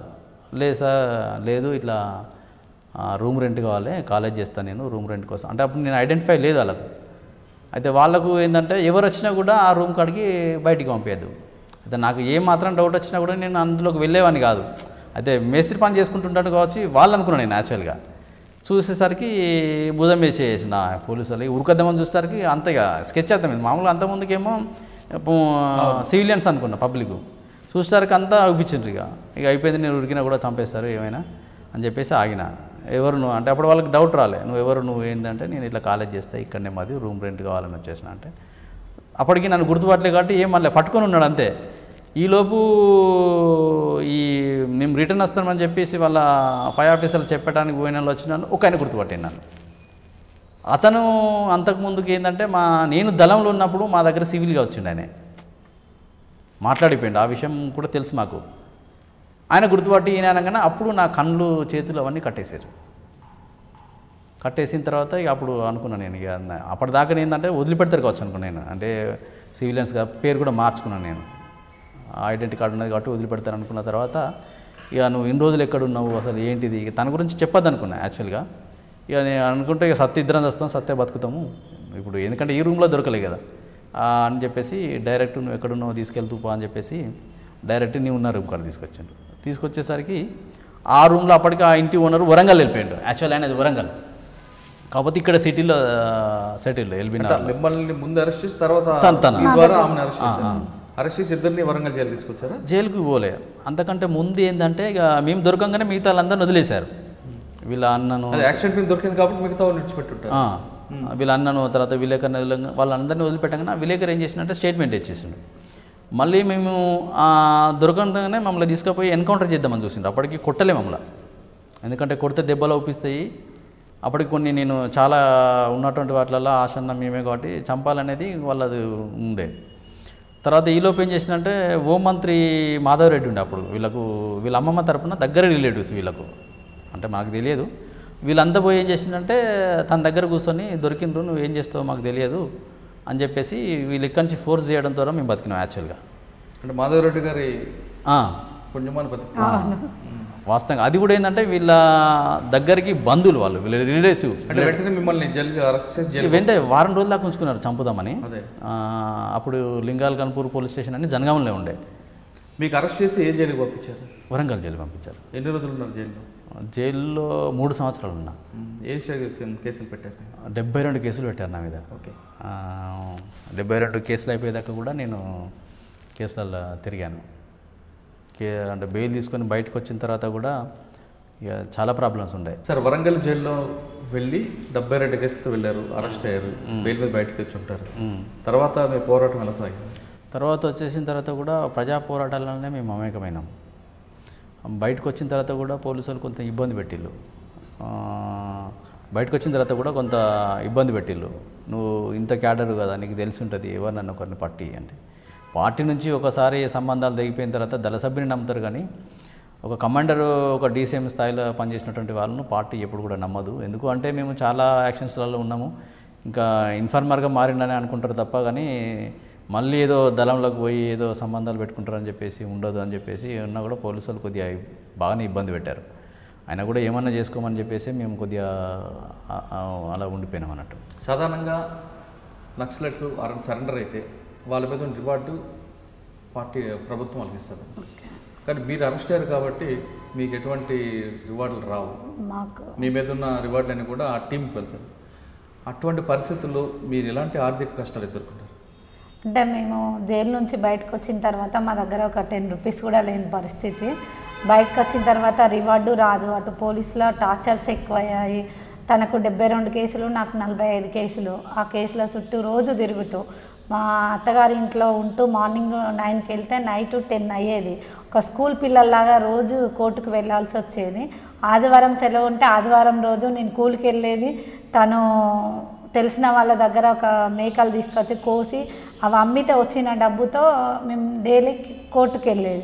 అలా వెళ్తున్న క్రమంలో ఏంటంటే ఒక్కొక్క రోజు అసలు అన్నమే ఉండకపోయేది. 9కి వెళ్తే నైట్ 10 అయ్యేది. వచ్చేసరికి మా దగ్గర ఛార్జీలకు డబ్బులు లేక నడుచుకుంటూ వచ్చేవాళ్ళం. అలా చాలా రోజులు అట్లా గడిచిన తర్వాత అక్కడ ఉంటే బాగుండదు, ఒక రూమ్ తీసుకొని ఉండాలి, ఊకే వాళ్ళని ఇబ్బంది పెడితే బాగుండదు అని చెప్పేసి మా మామయ్యకి 6 కొడుకులు, వాళ్ళకి మేము భారం కాకూడదు అని చెప్పేసి మేము సపరేట్గా ఒక రూమ్ తీసుకొని ఆ రూమ్లో ఉన్నాం. కానీ మా సాధారణంగా అరెస్ట్ అయిన వాళ్ళు కానీ సరెండర్ అయిన వాళ్ళు కానీ కొంతమంది నక్సల్స్ మాజీ నక్సలైట్లుగా మారిన తర్వాత రియల్ ఎస్టేట్ వ్యాపారాలు చేస్తుంటారు, సెటిల్మెంట్ చేస్తుంటారు అనేది ఉంది. కొంతమంది మాత్రం, అందరూ కాదు. మరి మీరు ఆ బాటలో వెళ్లకుండా లేక కూలి పని చేసుకుంటూ ఎందుకు సంపాదించారు? అయితే యాక్చువల్గా ఏంటంటే మా లక్ష్యం వేరు. మేము ఒక లక్ష్యం కోసం పోయినాము, డబ్బు సంపాదించుకోవాలనుకుంటే మాకున్న పేరు ప్రకారంగా ఏ కాంట్రాక్టర్ని అడిగినా ఎవరిని అడిగినా కూడా డబ్బులు నా దగ్గర ఉండేది. మన లక్ష్యం వేరు, అనుకోకుండా మనం బతికినాం. అయితే చనిపోయిదామనే ఎట్లాగో ఒక ఉద్యమంలో పోయిన తర్వాత ఎన్కౌంటర్స్ ఇవన్నీ జరిగి చనిపోతామనే పోయినాం కాబట్టి మనకు డబ్బు అవసరం లేదు, ఎలాగైనా అందరు ఇప్పుడు సామాన్య ప్రజలు కూడా బతుకుతున్నారు, మనం కూడా బతకగలుగుతాము, లగ్జరీలు అవసరం లేదు అని చెప్పేసి అలా ఉన్నాం తప్ప కానీ ఏ ఒక్క రియల్ ఎస్టేట్ కోసం వెళ్ళలేము. ఓకే, కానీ మీరు చెప్తున్నట్లుగా ఆయన చెప్తున్న మాట ఒకటి బాగుంది, అంటే మిగతా వాళ్ళలా కాకుండా ఒక లక్ష్యం నెరవేరడం కోసం ఉన్నారు, కానీ అనాథ పిల్లల్ని ఆదుకోవాలని ఆలోచన ఎందుకు వచ్చింది? మేము రూమ్ తీసుకున్న తర్వాత అక్కడ మాకు గిన్నెలు ఉండడానికి కూడా అసలు ఏం లేదు, ఒక్క చీర ఒక నైట్ ఒక డ్రెస్ మీద 3 years ఉన్నాను. అలా ఇద్దరం అలాగే ఉన్నాము, కోర్టుకు వెళ్తూ వచ్చేవాళ్ళము. అట్లా గడిచిపోయిన తర్వాత ఏంటంటే నేను అసలు 10 రూపాయలు కూడా లేవు, అసలు ఈ బతుకెందుకు అని చెప్పి విరక్తి వచ్చి చనిపోదామని చెప్పి కాజీపేట రైల్వే స్టేషన్లోకి వెళ్ళాను. వెళ్ళిన తర్వాత అక్కడ ప్లాట్ఫామ్ మీద కూర్చున్నా అసలు ఒక 3 days. అంటే చెప్పి వెళ్ళారా? తనకు చెప్పలేదు, చెప్పకుండానే వెళ్ళిపోయాను. తను వారెంట్ అయ్యి కేసులో జైల్లో ఉన్నాడు. అసలు నా దగ్గర డబ్బులు లేవు, ఎలా తీసుకురావాలి అని చెప్పేసి, అంటే కోర్టులలో కేసులు ఏంటంటే ఒక్కొక్కసారి మనం అన్నిటికి అటెండ్ అయినా కొన్ని వారెంట్ అవుతున్నాయి. మళ్ళీ జైలుకి వెళ్ళాడు 2వ సారి. ఆ జైలుకి వెళ్ళినప్పుడు ఇంకా ఏం చేయాలనో తెలియని పరిస్థితిలో నేను చనిపోదాం అనుకున్నాను. ప్లాట్ఫామ్ మీద ఒక మంచి కసితో లోపలికి వెళ్ళి బయటకు వచ్చి మళ్ళీ ఆత్మహత్య చేసుకోవాలన్న పిరికితనం వెలగొచ్చింది. అంటే డబ్బులు లేవు, అసలు ఏం చేయాలనో తెలియదు, నాకు ఎవ్వరూ తెలియదు. తను జైల్లో ఉన్నాడు, నా దగ్గర ఏం అమౌంట్ లేదు, నాకు ఎవరు సహకరిస్తారు ఎవరు సహకరించారు అనేది కూడా తెలియదు. నేను చిన్నతనంలో వెళ్ళిపోయినా, నా బంధువులు ఎవరో కూడా నాకు సరిగ్గా తెలియదు. అసలు ఎక్కడ పోవాలనో తెలియని పరిస్థితిలో రైల్వే స్టేషన్లో కూర్చున్నా ప్లాట్ఫారం మీద. ఇంకా చనిపోదామని చెప్పేసి ట్రైన్ వస్తున్నది. కూర్చున్న తర్వాత ఒక అమ్మాయి అడుక్కుంటుంది. ఇంకా నేను ట్రైన్ దగ్గర పట్టాల మీద కూర్చుని ఆల్రెడీ ట్రైన్ వస్తుంది, అడుక్కుంటుంటే ఒక ఆమె నెట్టేసింది పాపని. పాపకు దెబ్బ తాకిందని నేను పైకి వచ్చాను, ట్రైన్ వెళ్ళిపోయింది. ఆ పాప ఏడుస్తుంది, ఎందుకు ఏడుస్తున్నావురా అని చెప్పి అడిగి నా కళ్ళల్లో కూడా నీళ్ళు వస్తున్నాయి. అడిగితే నేను అనాథని, మా మమ్మీ డాడీ యాక్సిడెంట్లో చనిపోయారు, 4 years నుంచి 5 years నుంచి ఇక్కడే ఉంటున్నా అన్నది. అప్పుడు ఇక నాకు ఏడుపు ఆగలేదు, నా కాళ్ళు చేతులు బాగున్నాయి, ఇలాంటి వాళ్ళ కోసం నేను ఏదైనా చెయ్యాలి అని చెప్పేసి ఇంకా ఆత్మహత్య అనేది అసలు ఎప్పుడు చేయొద్దు, ఇక ఆలోచన నాకు రావద్దు, అనాథ పిల్లల కోసమే నేను బ్రతకాలి, మా హస్బెండ్ కూడా అలాగే తీర్చిదిద్దాలని బయటకు వచ్చేసి నా దగ్గర ఒక కమ్మల పుస్తకాలు ఉన్నాయి, అవి కూదబెట్టి తనని బయటకు తీసుకొచ్చాను. తీసుకొచ్చిన తర్వాత మీ ఆశయం అని చెప్పారా? చెప్పాను. చెప్పిన తర్వాత అయితే తను అన్నది, మరి ఆశ్రమాన్ని నడిపిస్తాం కరెక్టే, పిల్లలు కరెక్టే, మన దగ్గర బండి లేదు, ఇప్పుడు ఒక్కో రోజు మేము తినేది ఒక రోజు తినకపోయేది, మరి ఎలా అంటే అప్పుడు ఒక 1500 రూపాయలు ఉండే మా దగ్గర. అప్పుడు ఏమైందంటే వేరొక దోస్తు అప్పుడే సెల్ ఫోన్స్ వచ్చాయి, సెల్ ఫోన్స్ వస్తే ఒక సెల్ పెట్టుకున్నాం మా దగ్గర. దాంతో ఏంటంటే ఇక మనకు దీంతో ఉపయోగం లేదు, దీన్ని అమ్మేద్దామని చెప్పి అంటే అప్పుడు అమ్మితే 1500 రూపాయలు వచ్చినాయి. ఆ 1500 రూపాయలతో ఏంటంటే శారీస్ బిజినెస్ చేశాను, చీరలు అమ్మి. అప్పుడు ఆ చుట్టుపక్కల గ్రామాలన్నీ కూడా ఏంటంటే కొద్దిగా మనకు తెలిసిన గ్రామాలే. ఆ చీరలు తీసుకొచ్చేసిన తర్వాత హైదరాబాద్కి వచ్చేసి చీరలు ఒకేసారి 1500 రూపాయల చీరలు హైదరాబాద్కి వచ్చే కంటే ముందు ఏంటంటే వరంగల్లో హోల్సేల్లో తీసుకొచ్చి ఇండ్ల దగ్గర మనకు పరిచయాలు ఉన్నటువంటి వీళ్ళ దగ్గర తీసుకెళ్ళి అమ్మితే ఆ పైసలతో ఏం చేసినంటే ఈ క్రమంలో ఏంటంటే వరంగల్లో బాలసముద్రం అని కూరగాయల మార్కెట్ ఉంటుంది. ఆ మార్కెట్లో దాదాపు మన పోరాట గ్రామం నుంచి వచ్చిన రైతులందరూ కూడా వాళ్ళు పరిచయం అయ్యారు మనకు. ఆ క్రమంలో ఏంటంటే వాళ్ళు బాగా ఈరోజు మేము యాక్చువల్గా ఇలా ఉండడానికి కూడా కారణం కూడా ఏంటంటే ఆ రైతులే మాకు దీవెన, ఎందుకంటే వాళ్ళు లేకపోతే మేము లేము. బయటకు వచ్చిన తర్వాత ఏంటంటే ఎవరు కూడా ఏంటంటే మమ్మల్ని పనికి చీరల సంపాదనతో వచ్చింది. చీరలతోటి నేను విలేజ్లోకి వెళ్ళేది. ఫస్ట్ కోర్టుకు అటెండ్ కావాలి కాబట్టి 4కి లేసేది. 4కి లేసి బయట కోమటపల్లి, దేవన్నపేట అని కొన్ని విలేజ్లు ఉంటాయి, అక్కడికి వెళ్ళి నేను అమ్మేది అనమాట. చీరలు అమ్ముకొని మళ్ళీ 10 గంటల వరకు వచ్చేది. 10 గంటల వరకు వచ్చి కోర్టుకు అటెండ్ అయ్యేది. తను అంటే చేసేది, ఇద్దరం కలిసి చేసుకునేది పని, పోయి అటెండ్ అయ్యేది. మళ్ళీ ఆ వెళ్తున్న క్రమంలో దేవన్నపేట వాళ్ళు ఏం చేసిందంటే, బిడ్డ ఇక్కడ మార్కెట్ ఉంటుంది, నువ్వు ఇట్లా ఊర్ల పొంటి తిరిగి అమ్మకు, నువ్వు ఈ మార్కెట్లో ఇస్తే ఏంటంటే డైలీ కలెక్షన్ వస్తుంది అని చెప్పి మళ్ళీ కోర్టుకు వచ్చి నీకు ఇబ్బంది ఉండదు బిడ్డ, కూరగాయలు కూడా ఫ్రీగా ఇస్తాము అని చెప్తే అప్పుడు నాకు సంతోషం అనిపించింది. సరే అని చెప్పి ఒక 500 మంది మహిళలు ఉంటారు, వాళ్ళందరూ నా దగ్గర చీరలు కొనేది. నేను ఇంకా 10 రూపాయలు ఎక్కువ అంటే 10 రూపాయలు తక్కువ అన్నా కూడా వాళ్ళు ఎక్కువ ఇచ్చేది నాకు. ఎందుకంటే నేను ఇట్లా పోయి వచ్చిన తర్వాత వాళ్ళకి తెలుసు, కొన్ని కుటుంబాలకు నక్సలైట్ ఇట్లా పోయి వచ్చి అరెస్ట్ అయ్యి నీ కష్టాలు పడుతుంది, ఒక్కొక్క రోజు అన్నం వాళ్ళ టిఫిన్ బాక్సులు నాకు ఇచ్చేది, తిని బిడ్డ అని చెప్పి. అట్లా వాళ్ళకి గ్రామస్తుల సహకారంతో వచ్చాను. అదే అప్పటి నుంచే ఇక ఆశ్రమం కోసమనే చీరలు అమ్మాను. ఆ చీరలు అమ్మిన డబ్బు ఫైనాన్స్ ఇచ్చేది, డైలీ ఫైనాన్స్, అది కలెక్షన్ చేసుకునేది. ఈ మనీతోటి ఏంటంటే ఒక 3 ప్లాట్లు కొన్నాం. 3 ప్లాట్లు కొని ఆ ప్లాట్లు అమ్మేసి ఆశ్రమం పెట్టినాం అనమాట. డబ్బు లేనిది ఇప్పుడు ఆశ్రమం పెడతా, ఒక 10 మంది పిల్లలు తీసుకొచ్చిన అనుకో, ఎవరు సహకరిస్తారు? నేను ఆశ్రమం పెడుతున్నప్పుడు పెట్టాలని మీరు వ్యక్తం చేసినప్పుడు మీకు చాలా మంది సపోర్ట్ చేశారా, లేదంటే మీకు ఏమన్నా హేళనే చేశారు చాలా? అసలు ఒక పత్రిక మిత్రుడు కూడా, అక్క నీ దగ్గర డబ్బులు లేవు, నువ్వేం నడిపిస్తావు, నేను చూస్తా ఛాలెంజ్ అన్నారు. లేదన్నా ఛాలెంజ్ చేస్తున్నా, నేను కష్టపడి అవసరం అనుకుంటే సిగ్నల్ దగ్గర ఉండి నేను అడుక్కొచ్చి పిల్లలు జాతా అని చెప్పిన. పోలీసుల వైపు నుంచి మీకు ఏమైనా రాలేదా? లేదు, ఆశ్రమం పెడతా ఏం రాలేదు. ఆ తర్వాత ఏంటంటే ఎక్కడ వరంగల్లో తెలంగాణ కోసం కూడా నేను పోరాటం చేశాను. ఆటోలో వెళ్తున్నప్పుడు ఎక్కడ ధర్నా జరిగినా దిగి అక్కడ ధర్నా చేసేది. అజంజా మిల్లు కోసం 1 వీక్ నేను అమర నిరాహార దీక్ష చేశాను. అప్పుడు ఫుడ్ తినకుండా కూడా, ఇప్పుడు సీఎం నుంచి ఫోన్ వచ్చిన తర్వాత మేము దిగాం, పెట్రోల్ పోసుకొని వాటర్ ట్యాంక్ ఎక్కాము. అంటే ఒక 500 కుటుంబాలు రోడ్డు మీద పడుతున్నాయి. వాళ్ళ కోసం మేము ఏదైనా చెయ్యాలి, బయట ఉన్నప్పుడు కూడా ప్రజల కోసమే చెయ్యాలనిపించేది అన్నమాట. ఆశ్రమం ఎక్కడ పెట్టారు? ఇప్పుడు జనగాంలో పెట్టాము. ఎంతమంది ఉంటారు? ఇప్పుడు 30 మంది పిల్లలు. ఆ ఆశ్రమం పెట్టడం కోసం కూడా చాలా విలేజ్లు తిరిగాము. అక్కడ ఏంటంటే ఒక భవన్ ఉంటుంది, మేము ఇట్లా ఫ్రీగా ఇస్తామంటే వచ్చాము, కానీ ఫ్రీగా ఇవ్వలేదు. మాకేంటంటే మీ దగ్గర ఉన్న 30 మంది పిల్లల్ని ఏ ప్రాతిపదికన తీసుకొచ్చారు? మేము అంటే జనగాము లోకల్లో కొంతమంది, ఒక 5-6 ఏంటంటే అనాథ పిల్లలేనా, లేదంటే తల్లిదండ్రులు విడిపోయిన పిల్లలా? అనాథ పిల్లలు ఉన్నారు, తండ్రి చనిపోయి తల్లి వదిలేసిన పిల్లలు, బస్టాండ్లో దొరికిన వాళ్ళు, బస్టాండ్లలో వదిలేసిపోతే అట్లాంటి పిల్లలు యూత్ మన దగ్గరకు తీసుకొచ్చి చేర్చడము. ఇప్పుడు అమ్మ నాన్న చనిపోతే ఊర్లో వార్డు మెంబర్స్ కానీ 30 మంది పిల్లల్ని మీరు ఆదుకోవడమైనా చదివించడం కూడా చదివిస్తున్నాము. ప్రధానంగా ఏంటంటే వాళ్ళను కొంతమంది తల్లిదండ్రులు ఉండి కూడా నెగ్లెక్ట్ చేసారు పిల్లలు. అలాంటి పిల్లలు కూడా కొంతమంది ఉన్నారు. తర్వాత వాళ్ళకందరికీ మనము షెల్టర్ ఇవ్వడము, అంటే తిండి కానీ బట్టలు కానీ, తర్వాత వాళ్ళకి ఏ ప్రాబ్లమ్స్ వచ్చినా మనమే కానీ బయట స్కూళ్ళల్లో చదివించడం. ఇప్పుడు ఏ వయసు నుంచి ఉన్నారు మీరు? మా దగ్గర ఇప్పుడు 6 ఇయర్స్ నుంచి డిగ్రీ వరకు ఉన్నారు పిల్లలు. ఫస్ట్ క్లాస్ నుంచి డిగ్రీ కూడా ఉన్నారు. డిగ్రీ కూడా ఉన్నారు. అంటే మీరు ఒక ఉద్యమ నేపథ్యంలో వచ్చారు మీ ఇద్దరు, ఇప్పుడు అనాథ పిల్లల్ని చేరదీశారు.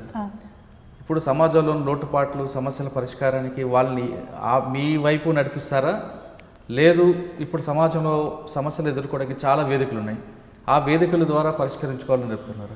అయితే ఫస్ట్ మేము వాళ్ళకి ఏం చెప్తున్నామంటే, పిల్లలకి మీకున్నటువంటి పరిస్థితులలో ఎలా ఉండాలి అంటే ఫస్ట్ తన కాళ్ళ మీద తను నిలబడడానికి, సమాజంలో నిలబడాలంటే ఫస్ట్ నీకు ఎడ్యుకేషన్ కావాలి. ఈ ఎడ్యుకేషన్ అనేది లేకపోతే ఏంటంటే నువ్వు ఏమీ చేయలేవు. ఈరోజు ఒకప్పుడు ఏంటంటే చదువు లేకపోయినా కూడా ఏదో ఒక పని చేసుకునేటువంటి పరిస్థితి ఉండే. ఈరోజు చదువు లేకపోతే ఎలాంటి అభివృద్ధి అనేది లేదు. కాబట్టి ఖచ్చితంగా మీరు చదువుకొని మీ కాళ్ళ మీద మీరు నిలబడి ఇంకో 10 మందికి మీరు సహాయం చేయాలి. మీరు నేర్పుతున్నారు? మేము పిల్లలకి ఏంటంటే సెల్ఫ్ కాన్ఫిడెన్స్, ఆడపిల్లలు మేమేంటంటే మెయిన్గా ఆడపిల్లల్నే పెంచుతున్నాం. అబ్బాయిలు ఎక్కడైనా బతకగలుగుతాడు. ఆడపిల్లకి 9 నెలల పాప నుండి 60 ఏళ్ళ ముసలావిడ వరకు కూడా సెక్యూరిటీ లేదు. ఎప్పుడు ఎవడు ఏం చేస్తాడో అందరూ ఆడపిల్లలే. వాళ్ళకి కరాటా శిక్షణ ఇవ్వడము, యోగా క్లాసులు, సెల్ఫ్ డిఫెన్స్, అంటే మోరల్ సపోర్ట్. వాళ్ళకి ఫస్ట్ చదువుతో పాటు సంస్కారం అనేది నేర్పిస్తున్నాము. మేమే చిన్నతనంలో తెలిసి తెలియని వయసులో అడవి బాట పట్టి తుపాకులు పట్టుకొని తిరిగినాము. అలా కాకుండా యువత ఏంటంటే, ఈరోజు నేను యువతకు కూడా ఒక మెసేజ్ ఇస్తాను, అంటే అమ్మాయిల్ని అబ్బాయిల్ని కూడా సమానంగా పెంచాలి. ఇప్పుడు అమ్మాయిల్ని బయట తల్లిదండ్రులు ఏం చేస్తారంటే అబ్బాయికి ప్యాకెట్ మనీ ఇస్తారు, వాడు ఎక్కడన్నా తిరిగినా ప్రశ్నించారు. అదే అమ్మాయి ఒక 1 hour half an hour late వస్తే ఎక్కడ పోయినామని చెప్పి తల్లి తండ్రి కొట్టడము అడగడము ఇలాంటివి జరుగుతున్నాయి. అదే పని అబ్బాయి కూడా చేయాలని చెప్పేసి నేను అనుకుంటున్నాను. ఇప్పుడు అబ్బాయి లేట్గా వస్తే అబ్బాయిని ప్రశ్నించాలి. ఫస్ట్ రోజు వాడు ప్రశ్నిస్తే సెకండ్ రోజు లేట్ రాడు. అట్లా ఏంటంటే మిగతా అమ్మాయిలు కూడా వీళ్ళు కాపాడిన వాళ్ళు అవుతారు. వాడు చెడుదారిలో పట్టడు, తాగడు కానీ, లేకపోతే ఇంకా ప్రతి దానికి కూడా అడాక్ట్ కాడు అనమాట. దోస్తులతో పోయి ఏంటంటే వాడు చేస్తున్నాడు నేను చేస్తాను, నేను స్మోకింగ్ చేస్తాను, ఇలాంటివి వస్తున్నాయి. అలాంటివి కాకుండా వాడికి కూడా టైం అనేది పెడితే ఏంటంటే అమ్మాయిలాగా అబ్బాయి కూడా పెరగగలుగుతాడు. అట్లా బయట సమాజంలో జరుగుతున్న అన్యాయాలు, ఇప్పుడు అకృత్యాలు ఇలాంటివి కూడా తగ్గించవచ్చు మనము. అలా అని చెప్పేసి ఫస్ట్ తల్లిదండ్రులకు అవేర్నెస్ ప్రోగ్రామ్ ఇవ్వాలి. మనం తల్లిదండ్రుల నుంచి రావాలి. పెంచడంలో డిఫరెంట్ కాకుండా తల్లికి అంటే బాబును పాపని సేమ్ పెంచాలి, వాళ్ళిద్దరికి సేమ్, కాకపోతే ఆడమగానే తేడా తప్ప మిగతా అన్నిట్లలో సేమ్, అన్ని రంగాల్లో కూడా ముందుంటారు. అమ్మాయిలు కూడా మిలిటరీలో ఉంటారు, ప్రతి దాంట్లో ఉంటారు. అమ్మాయిలు ప్రతి దాంట్లో యాక్టివ్గానే ఉంటారు, అబ్బాయిల కంటే ఇంకా అమ్మాయిలే యాక్టివ్గా ఉంటారు. కాకపోతే వాళ్ళని గుర్తించలేకపోతారు. అబ్బాయి మగాడన్న ఫీలింగ్ తోటి అబ్బాయిని స్వేచ్ఛగా వదిలేస్తున్నారు, అమ్మాయిని ఒక పంజరంలో లాగా పెంచుతున్నారు అనమాట. అలా కాకుండా ఇద్దరిని ఒకే రకంగా సమానంగా పెంచితే వాళ్ళకు వ్యత్యాసాలు అనేవి ఉండవు. ఇంకో మహిళను చూసినప్పుడు నా చెల్లో నా అక్క అనే భావన కలిగేలా మన తల్లిదండ్రులే పెంచాలన్నమాట. అట్లా చెప్పండి. ఫైనల్గా మీరు ఉద్యమ నేపథ్యం ఉన్న గ్రామం నుంచి బయటకు లోపలికి వెళ్ళి చాలా కాలం ఉన్నారు, చాలా యాక్షన్ టీమ్ చేశారు, తర్వాత వచ్చి ఇప్పుడు అనాథ పిల్లల్ని తయారు చేస్తున్నారు, మంచి కార్యక్రమం ఇది. మీలాంటి వాళ్ళకి ఇప్పుడు యువత కొంత రకరకాల మార్గాలు వెళ్తున్నారు, టెక్నాలజీ చేతిలో ఉందని, అటువంటి వాళ్ళకి మీరు ఇచ్చే మెసేజ్? మెయిన్ మెసేజ్ ఏంటంటే ప్రజలు ఇప్పుడు యూత్ ఏంటంటే సోషల్ మీడియాకు బాగా అట్రాక్ట్ అయ్యారు. ఉద్యమానికి పోవడానికి నాకు తెలిసిన మేరకు ఎవరు ముందుకు రావట్లేదు. పోరాటంలో అంటే దోపిడీ విధానంలో చేంజ్ వచ్చేసింది. ఒకప్పుడు దొరలు ఉండే, ఇప్పుడు ఆ దొర విధానం అనేటువంటిది గ్రామాలలో సరే ఎవరు నక్సలైట్ ఉద్యమం ద్వారా తగ్గినప్పటికీ కూడా ఇప్పుడు ఆ పరిస్థితి లేదు. కాబట్టి ఏంటంటే మెయిన్గా ఏంటంటే ఈ రాజకీయ పార్టీలు ఏవైతే ఉన్నాయో వాటిల్లో ఉన్నటువంటి వాళ్ళు ఏదో ఒక రాజకీయ నాయకుని దగ్గర ఉంటే మనం ఏదైనా చెలాయించుకోవచ్చు అనేది ఒక యూత్లో ఒక ట్రెండ్ వచ్చేస్తుంది. అది పోవాలంటే ఫస్ట్ రాజకీయ భవిష్యత్తు అంటే ప్రజల జీవన విధానం మారాలంటే యూత్లో విద్యార్థులకు మార్పు రావాలి. ఒక ఓటేసేటప్పుడు పైసలు తీసుకోకుండా ఉండాలి. మనం ప్రధానమైనటువంటి ఒక గవర్నమెంట్ ఎంప్లాయీ ఉండి కూడా లంచాలు తీసుకోవడానికి ఇప్పుడు ప్రధాన సమస్య అదే అవుతుంది అనుకుంటాను నేనైతే. ఎందుకంటే తను తీసుకోవడం యువత ఏ మార్గంలో వెళ్ళాలంటారు? వాళ్ళ యువత మంచి మార్గంలో వెళ్ళాలంటే మెసేజ్ చెప్పండి. యువత మంచి మార్గంలో వెళ్ళాలంటే ఇప్పుడు మీరు మాట చెప్పారు, పొలిటికల్ పార్టీల వెనక తిరగడం అనేది కరెక్ట్ కాదు, ముందు వాళ్ళ భవిష్యత్తు ఉండాలనేది. అంటే మంచి విద్య అనేది అవసరం. ఈ విద్యలో ఏంటంటే విలువలతో ఉన్నటువంటి విద్య కావాలి. ఆ విలువలతో ఉన్నటువంటి విద్యతో పాటు ఏంటంటే మళ్ళీ వీళ్ళు నేర్చుకొని వదిలేయడం కాకుండా దాన్ని ఇంకో నలుగురికి చెప్పి దీన్ని ప్రశ్నించే తత్వం పెరగాలి. ఒక దిక్కు అన్యాయం జరుగుతూ ఉంటే ఆ అన్యాయాన్ని నాకెందుకులే అని వదిలేసి పోతున్నారు. ఎంతసేపు చదువుకొని మేము ఇది చేయాలని ఉన్నప్పటికీ కూడా తను బాధ్యతలు అనేది కొన్ని పెరిగేసరికి దీన్ని పట్టించుకుంటలేడు. కాబట్టి ఏంటంటే ప్రశ్నించే తత్వం అనేది పెరగాలి. అప్పుడులో కొంత మార్పు వస్తుంది. ఇప్పటికీ అనేక రకమైనటువంటి మార్గాలు ఉన్నాయి. ఇంతకుముందుకు ఏంటంటే మన వాయిస్ను బయటికి చెప్పలేనటువంటి పరిస్థితి ఉండే. ఇప్పుడు నువ్వు ఏది ప్రశ్నించాలనుకున్నా సోషల్ మీడియా ద్వారా నీ భావస్వేచ్ఛను ప్రకటించేటువంటిది ఉంది కాబట్టి ప్రజల్లో మార్పు వస్తుంది. అది ఏంటంటే మన నుంచే స్టార్ట్ చేయాలి. ఎవరైతే దీన్ని యూత్ నేను కొన్ని చేస్తే అవుతుందా, ఇప్పుడు సాయుధ పోరాటం చేయాల్సిన అవసరం లేదు. అనేక రకాలుగా ప్రతి విషయాన్ని కూడా ఎవరైతే మనకు లంచం తీసుకుంటాను అనుకున్నా, మన పని చేస్తలేడు అనుకున్నా కూడా వితిన్ ఫ్యాక్షన్ ఆఫ్ సెకండ్లలో వైరల్ అయిపోతుంది. కాబట్టి ఏంటంటే మనం మార్పు కోసం ప్రయత్నం చేస్తే అవుతుంది. కాబట్టి ప్రధాన మార్గం ఏంటంటే యూత్ దగ్గరనే ఉంది. డబ్బులు తీసుకోకుండా ఓటు వేయాలి. తర్వాత ప్రశ్నించేటువంటి తత్వం పెరిగి మంచి లక్షణాలు వాళ్ళు తోటి మిత్రులకు చెప్పడం ద్వారా ఇది డెవలప్ అవుతుంది అనుకుంటాను నేనైతే. విలువలతో కూడిన విద్య చాలా అవసరం అంటున్నారు బక్కన్న. ఒక విద్య నేర్చుకోవడం కాకుండా ప్రశ్నించే తత్వం ఉండాలి. మనకు ఎందుకులే అని కాకుండా ఎక్కడ అన్యాయం జరుగుతుందో అన్యాయాన్ని ప్రశ్నించండి. దానికోసం తుపాకీ పట్టాల్సిన అవసరం లేదు. దానికి చాలా మార్గాలు, చాలా వేదికలు అని అంటూ సూచిస్తున్నారు. మరోవైపు సుగుణక్క చాలా స్పష్టంగా చెప్పారు, అమ్మాయి అయినా అబ్బాయి అయినా తల్లిదండ్రులు సమానంగా పెంచాలి. అమ్మాయి ఆలస్యంగా వస్తే ఎలా ప్రశ్నిస్తామో అబ్బాయిని కూడా అదేవిధంగా ప్రశ్నిస్తే ఖచ్చితంగా నేరాలు జరగకుండా ఉంటాయంటూ సూచిస్తున్నారు. ఒకప్పుడు ఉద్యమ బాట నుంచి పోలీసుల వేది నుంచి భిన్న మనస్తత్వాలు ఉన్న ఇద్దరు కూడా అడుగుబాటు పట్టినా అక్కడ మనస్తత్వం మాత్రం ఒకటే మారింది. తుపాకీ వల్ల సాధించలేకపోయినా వాళ్ళు లక్ష్యాన్ని మాత్రం చేర్చుకున్నారు. వాళ్ళు ముందు వెళ్ళే లక్ష్యం పేదలకు సేవ చేయాలి. బయటకు వచ్చిన తర్వాత అదే పేద పిల్లలని, అనాథ పిల్లల్ని ఆశ్రమిస్తూ వాళ్ళు చాలామందికి రోల్ మోడల్ అయ్యారు. వాళ్ళు చేస్తున్నట్లుగా కొంతమంది మాజీలు చేస్తున్నట్లుగా దందాలు చేయకుండా అనాథ పిల్లలకి ఆశ్రయం కల్పిస్తూ 10 మందికి ఆదర్శంగా మిగిలారు. ఇది వారం సుగుణక్క బక్కన్న ఎక్స్క్లూజివ్. వచ్చేవారు మరో గెస్ట్తో మళ్ళీ కలుద్దాం. అంతవరకు నమస్కారం. Hello, this is Renu Desai. Please subscribe to iDream. Subscribe iDream. Please subscribe iDream. Please subscribe to iDream. For more videos, subscribe iDream. Hi, this is Revati Chaudhary. For more videos, Please subscribe iDream. నా పేరు Taneti Vanitha, women and child welfare minister. For more videos please subscribe iDream. For more videos, please subscribe iDream. మీరందరూ కూడా iDream ఛానల్ని subscribe చేయాలని కోరుకుంటున్నాను. I'm Sucharita, Home Minister of Andhra Pradesh. For more videos, subscribe iDreams.